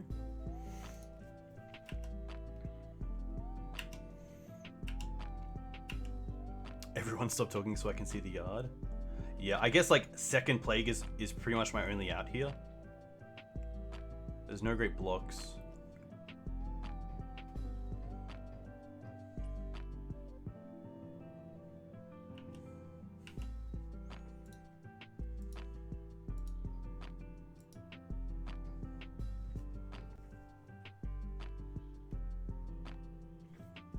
Moving great. Oh, of course. Yeah, sorry. My bad. I totally forgot where chat was on screen. That's my bad. No great blocks here, so I'm just gonna return the Hogaak and take this. 8, go down to 6.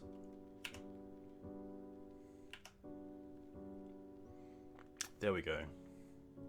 I'm even gonna... There we go. The 2 split. I like that.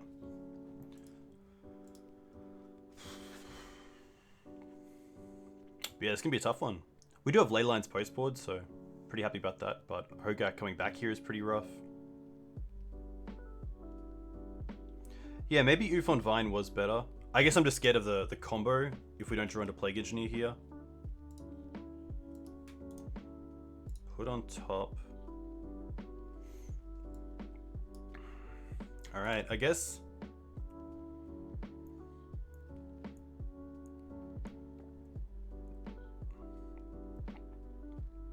I could pay for the Zenith to get a clean look at 5.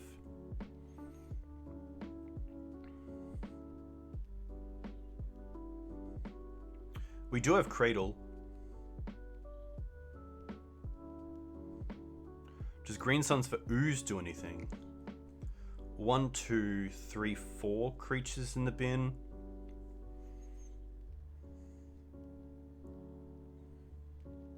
Get rid of all the bridges as well.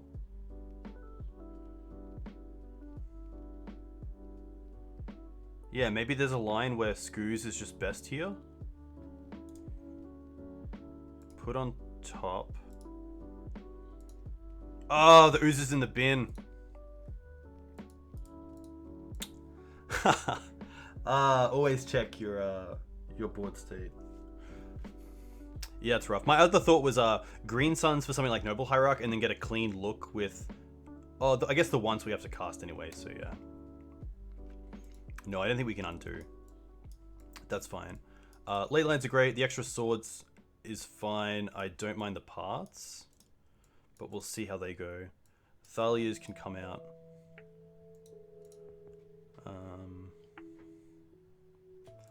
Once is interesting. Probably once isn't where I want to be. Just a little bit too... I'm not really looking for anything too much. I think with the Ley Lines in the deck, I'm not too as rushed to find Plague Engineer.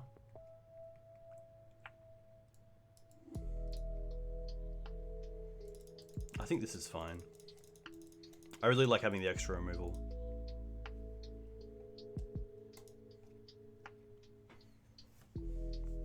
Isn't Once Upon a Time always free? I wish, that would be pretty sweet. But yeah, Hogaak is an interesting deck. There's definitely a different play there with the Plague. Yeah, I only keep the Decays in because I just hate seeing Altar so much.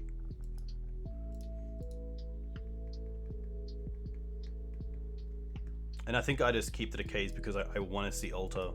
I want to have it in hand when I do see Altar. Yeah, I guess Chalice for 1 is pretty good. Mulligan this. Yeah. This is really slow.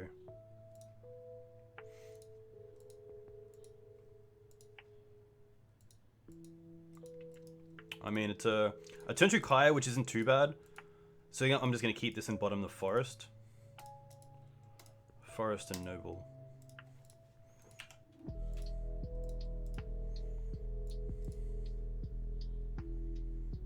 Get Bayou.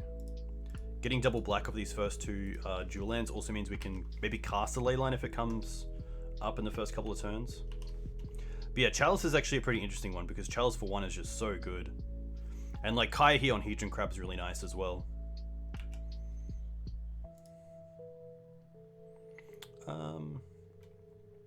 I'll keep the fetch for now.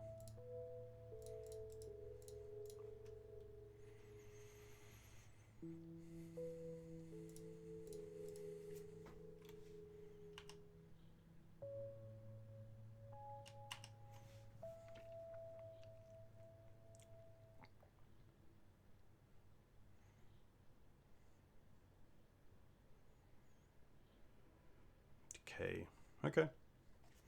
That's fair. Oh, Beast? Okay.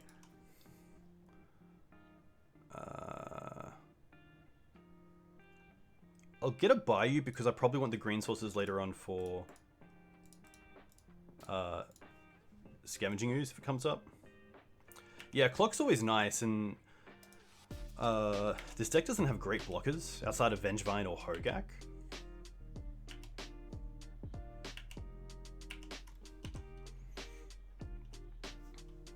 I could not 6 here to act like I have Surgical, but I think I'm okay with this. Oko? Rough. Did not expect this coming in.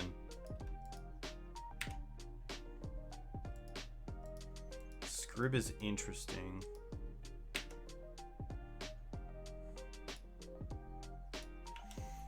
I think we just hold up Scrib here instead of playing out the Plague Engineer. I've never seen Oko before out of Hogaak. And at least the Scrib Ranger means we can kill the Hogaak with Exalted next turn.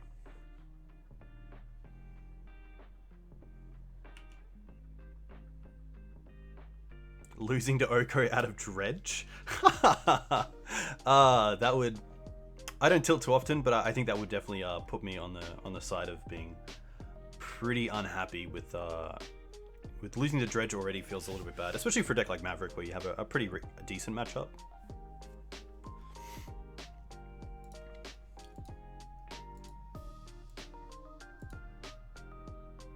Gravecrawler would be pretty sweet here because you could Gravecrawler, Cabal, and then get back Vengevine when you recast the creature. Ooh, there's one Hogaak. You got Force of Will by Dredge? I guess they have a fair count of green. Because Questing Beast is a elk, unfortunately.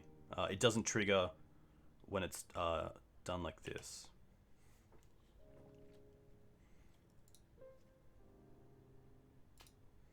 I could trade the Questing Beast here with the Oko, but we'll see what happens. Oh, sorry, with the Vengevine.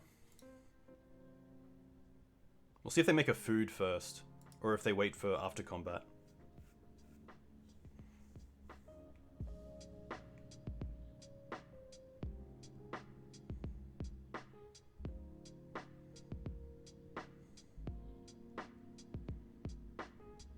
They don't have any bridges yet, so I don't really want to cast the Vengevine. I wonder if my opponent's thinking about just casting the Hogaak, which is probably the better play, and just go for like an alpha swing, hopefully the following turn.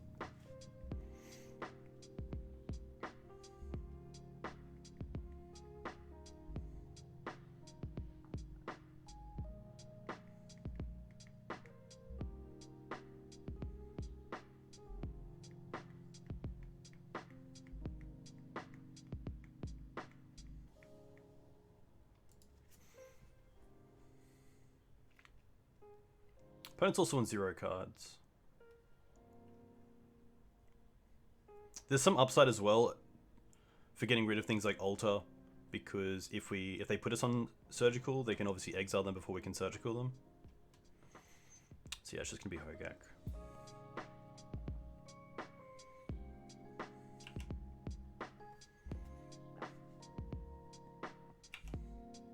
Oh, it goes to 3? I thought it went to 2. Okay. I kind of have to block. Beast isn't doing too much else. We're only drawing 1 card as well, so returning a land doesn't really matter.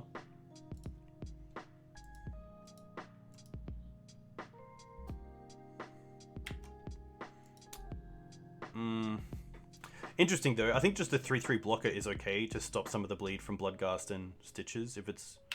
Yeah, so I think I actually don't want to do anything here.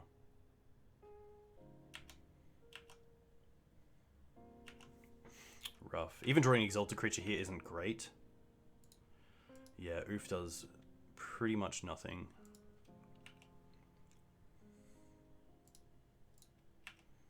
Attack Oko for 2.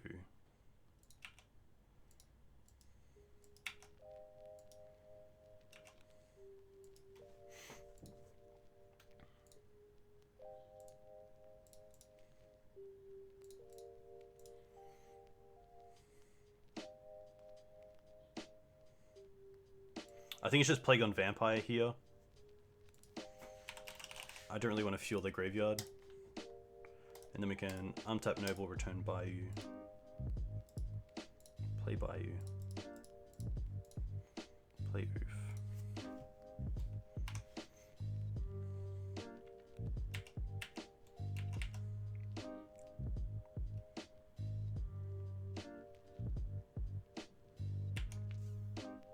Supply is pretty good.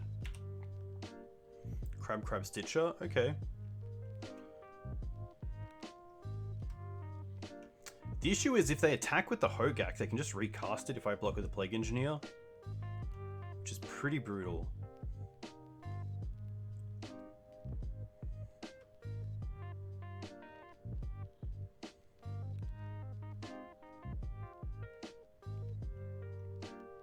I guess if I knew about Oko, then Abrupt Decay is definitely a card that I'd like to keep in as well. They could also just Elk the Plague Engineer, that's very correct. Which is probably just the best play, because then you can just pretty much go ham.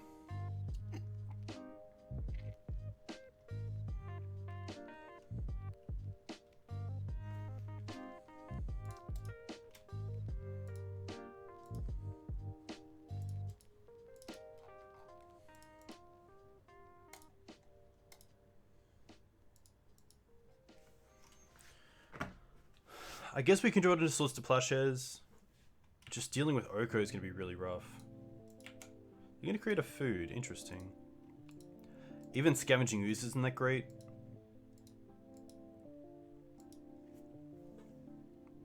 Hey, Glacier. Yeah, this is a tough one. Even if we draw into Abrupt Decay that deal with the Oko, we then have to deal with the board, which right now is just a little bit too good. Oko is obviously a great way for them to deal with Chalice as well, so maybe they're sick of players bringing in Chalice against them. They thought Oko is okay.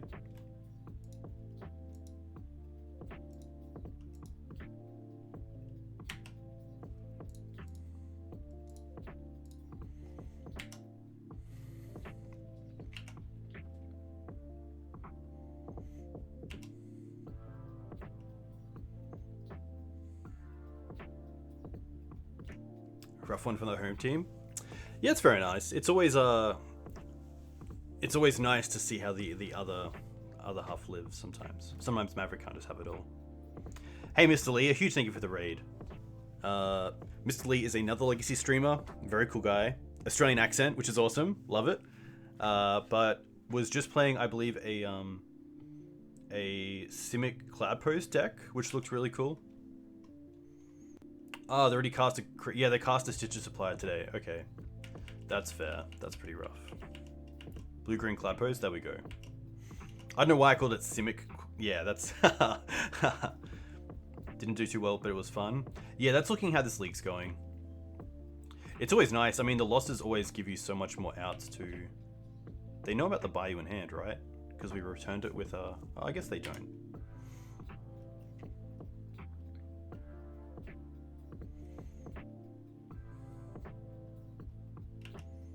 Yeah, I don't think they even really care about swords here.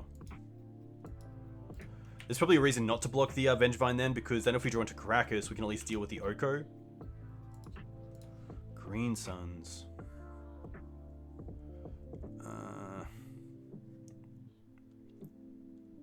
Yeah. There's nothing. We can get Ooze, but they have the Oko.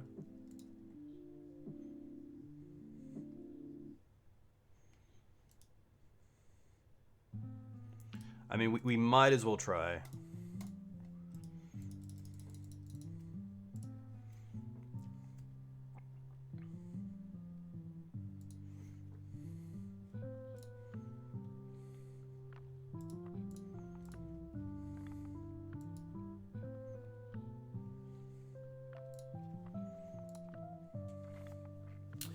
Am I going to play Eternal Weekend next weekend?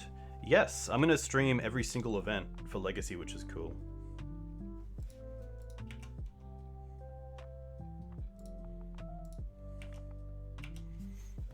But it should be really cool. I've never obviously played in an Eternal Weekend, so it's pretty nice for Aussies because it's also not the worst for time.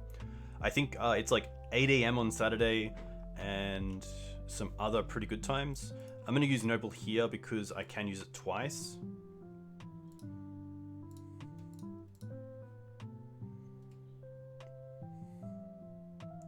I'm going to eat the bridge. And then I'll see what happens here.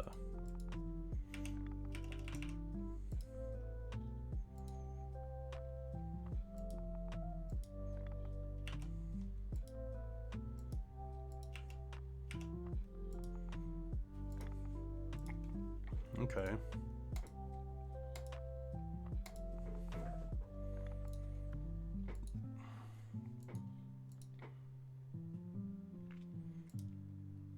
No great attacks. I guess we can live.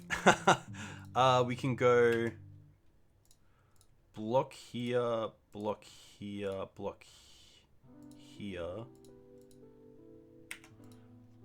And then before damage, eat stitches. Make this a 4/4. We got a 10. We then take 8. Gravecrawler. Okay, that's pretty good.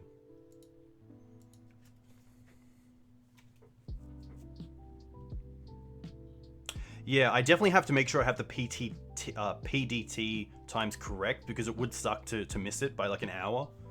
Especially because I have set the whole weekend away for it.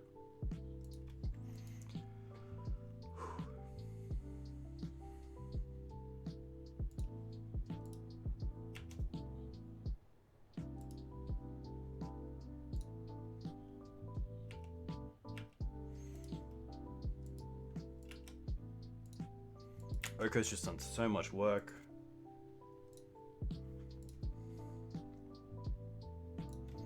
Yeah, and we don't have great blocks. It's just a pretty unfortunate concession. That's really rough. I was kind of trying to mull to Leyline without being too stupid about it, but then having to keep a hand that wasn't that great as a 5. I guess like turn 2 Kaya was fine, but decay into Oko is just really rough. I definitely didn't have a real plan against Oko. I didn't really expect it, which is always when I definitely hate seeing Oko the least. There's times where you don't mind Oko, but there's times where you're like, that shouldn't be there. Even little things like if there's if I kind of thought about Oko, maybe I play the Plague Engineer on turn 3 and then have the Questing Beast with haste on turn 4, which is pretty cool. Yeah, Gak seems really good. Gak seems like a really fun deck. I wanted to build it in paper, but I didn't want to spend like the $5 or $8 on the Hedron crabs and just little things that add up.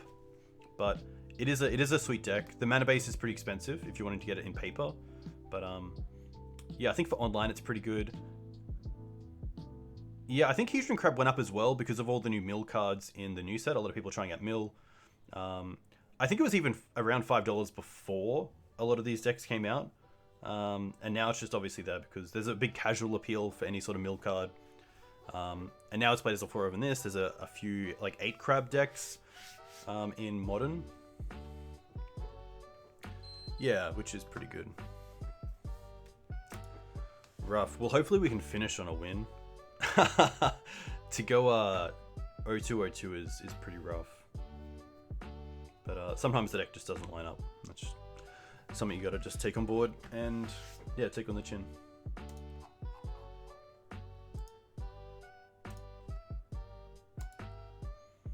I've got some pretty cool events coming up. I'm playing Paper Magic on 90s MTG, which should be pretty cool.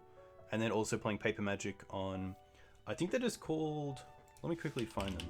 I think it's just called MTG Legacy Paper. Let me have a look.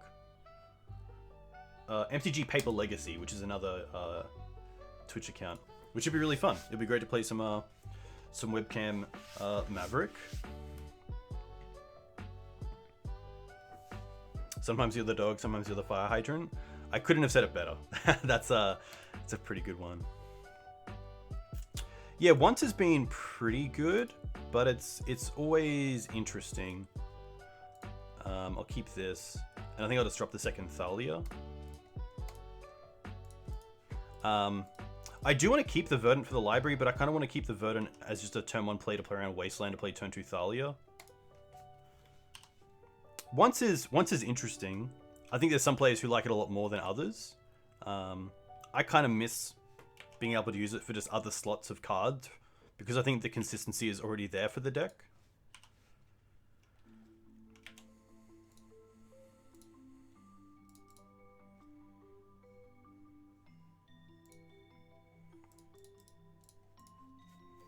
But it can save you sometimes, even digging for some of your cards like Caracas.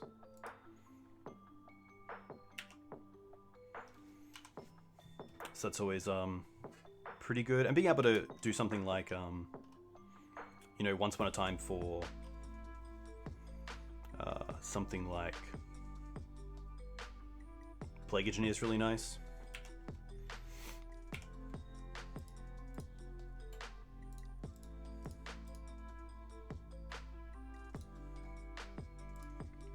go for Library here and hope they don't have days, because Library at least lets us dig for removal spells, whereas Green Suns doesn't really. It allows us to get Script Ranger, but that's about it.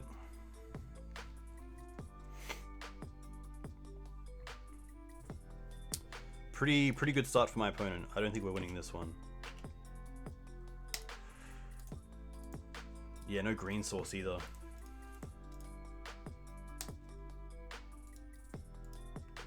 Knowing bolts in the hand as well, let us have the win next turn, so. Swords, path. Oof. Second library. Probably Cradle. We don't really get to go wide against this deck, so I'm usually pretty happy scrapping Cradle.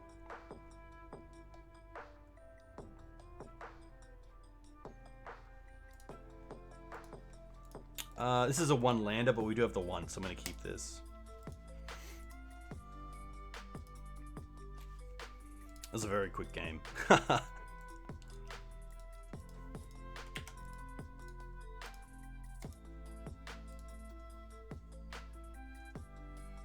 Grab the Verdant. I'm just going to go for Bird.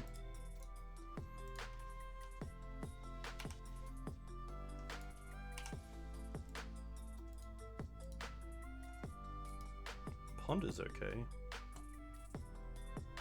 We'll see what the Ponder does.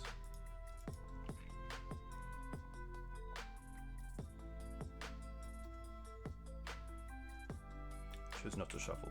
Okay. I think going for Kai here is fine. If they want to force a daze it, they can force a daze it.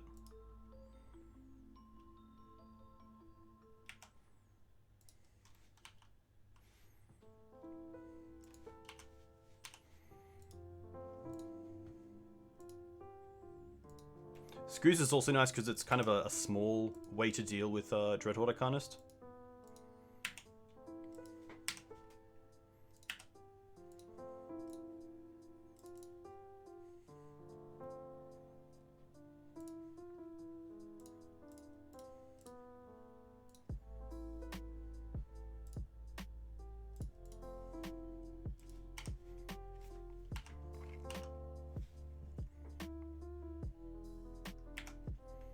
That's gonna be fine.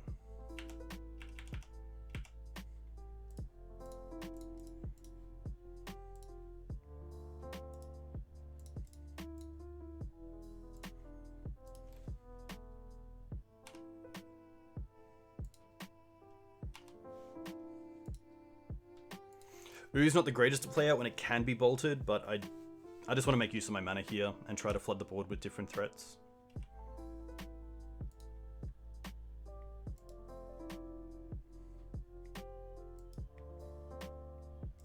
Pretty good.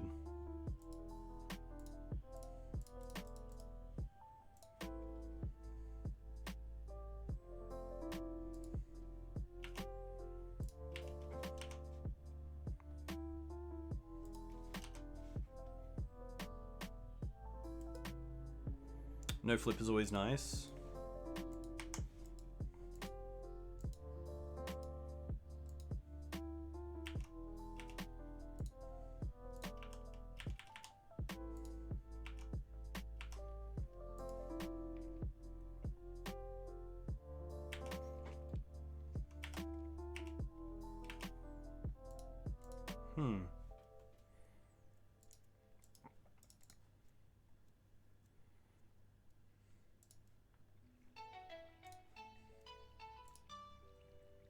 Six mana.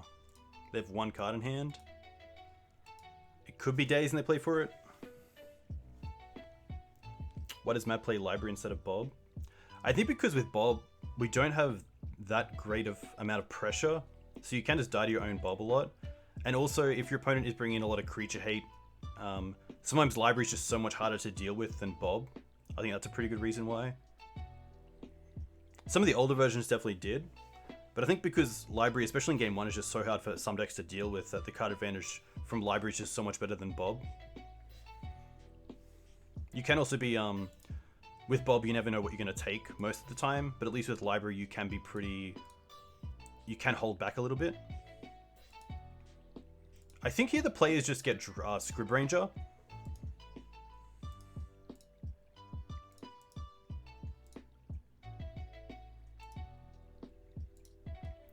Because that allows us to try to get to a position where we can just block the Dried Arbor with Scrib Ranger, but then also return Dried Arbor each turn as a blocker.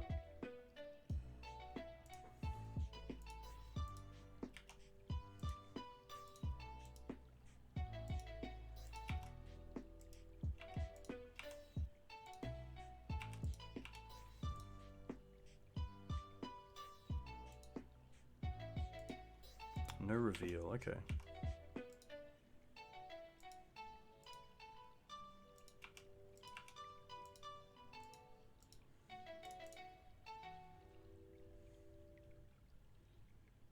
I think going for Dried Arbor here is fine. It is a little bit risky because having Thalia as well out means we can't swords here. But at least if they want to waste it, they can we can return it with Scrib Ranger.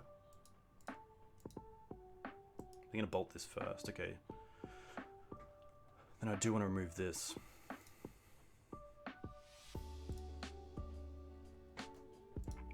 I can swords if I really wanted to.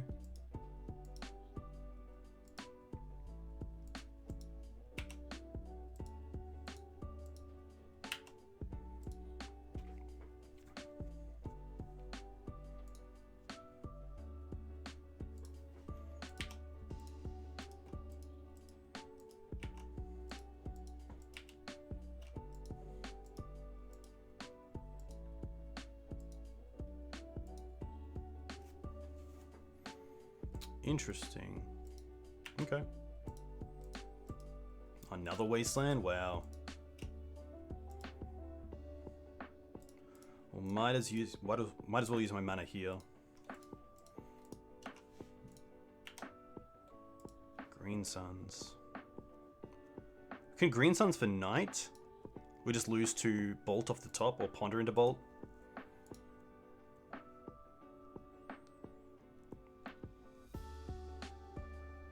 But is that even good enough? We can get Savannah from the yard because of the Ramanap. Scooz is already there, which is rough.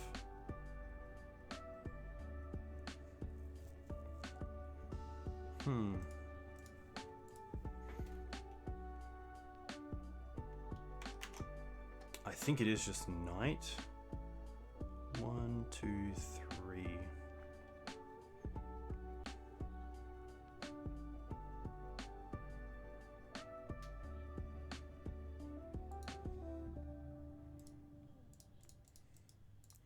It's a rough play because I don't really want to block with the Ramanap, but I kind of have to here.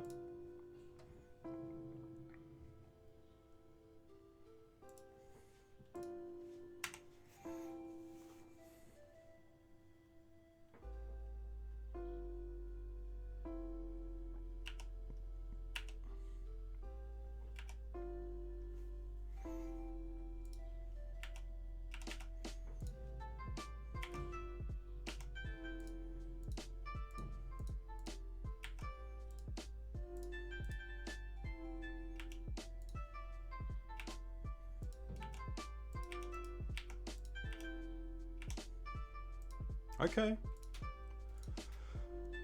Interesting.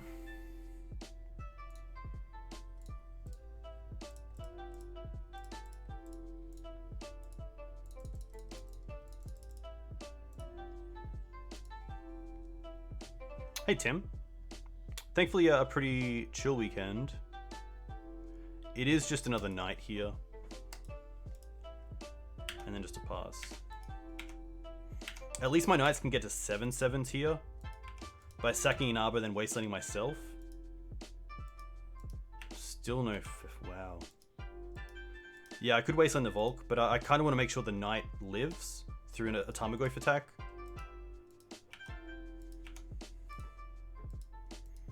Wow, nothing? Clots. I think I should have stopped in end of combat and dealt with the red source here, because yeah, this is going to be pretty brutal.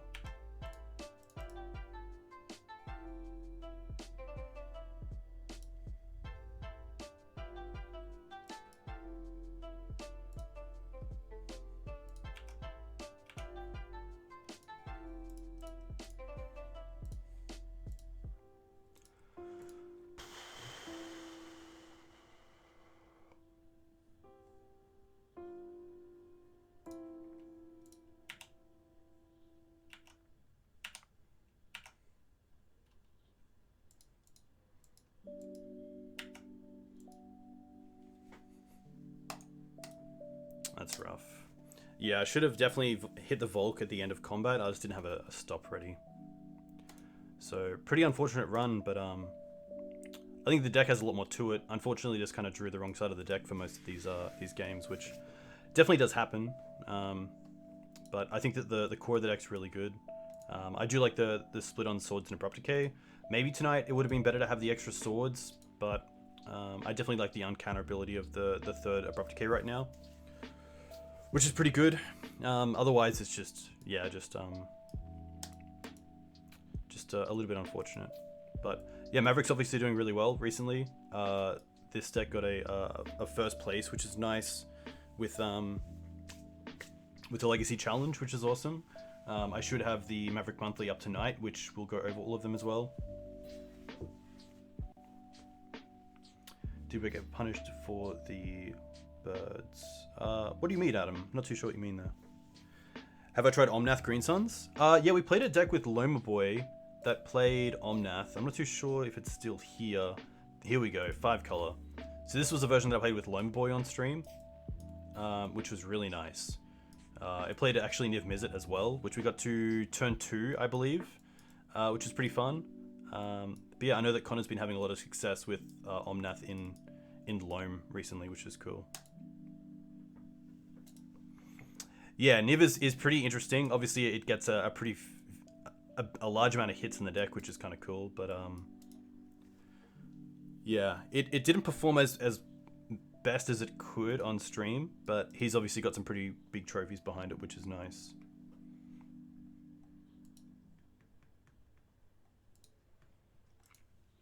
Yeah, so looking at the list, I mean, the actual counts are pretty stock. Having the 2 Kaya and the Abrupt Decays, yeah, maybe there's a case for like dropping a library for another once, but I would try to, I personally would like to move away from Once Upon a Time. It's fine, but it's not a card that I really want to draw every turn. It does make the late game a little bit better, but usually Maverick has a pretty good way to grind the mid to late game, so we'll see how that goes. Dare, you're more than welcome. A huge thank you to everyone who came in. Obviously not the results that I wanted, but with some pretty interesting games nevertheless. If you guys want to follow me on Twitch, you will of course get a notification when I go live. You can also find me on Twitter here and YouTube here. I think the Legacy Pit is streaming at the moment, so we'll see how those guys go. Yeah, nice, they are. So I'm going to send you over there. A huge thank you once again. Yeah, stay safe, enjoy your weekends. Hopefully back on Thursday evening with some more play to it. But Rima, thanks for the follow. We'll see you guys soon. Enjoy your weekends. Cheers.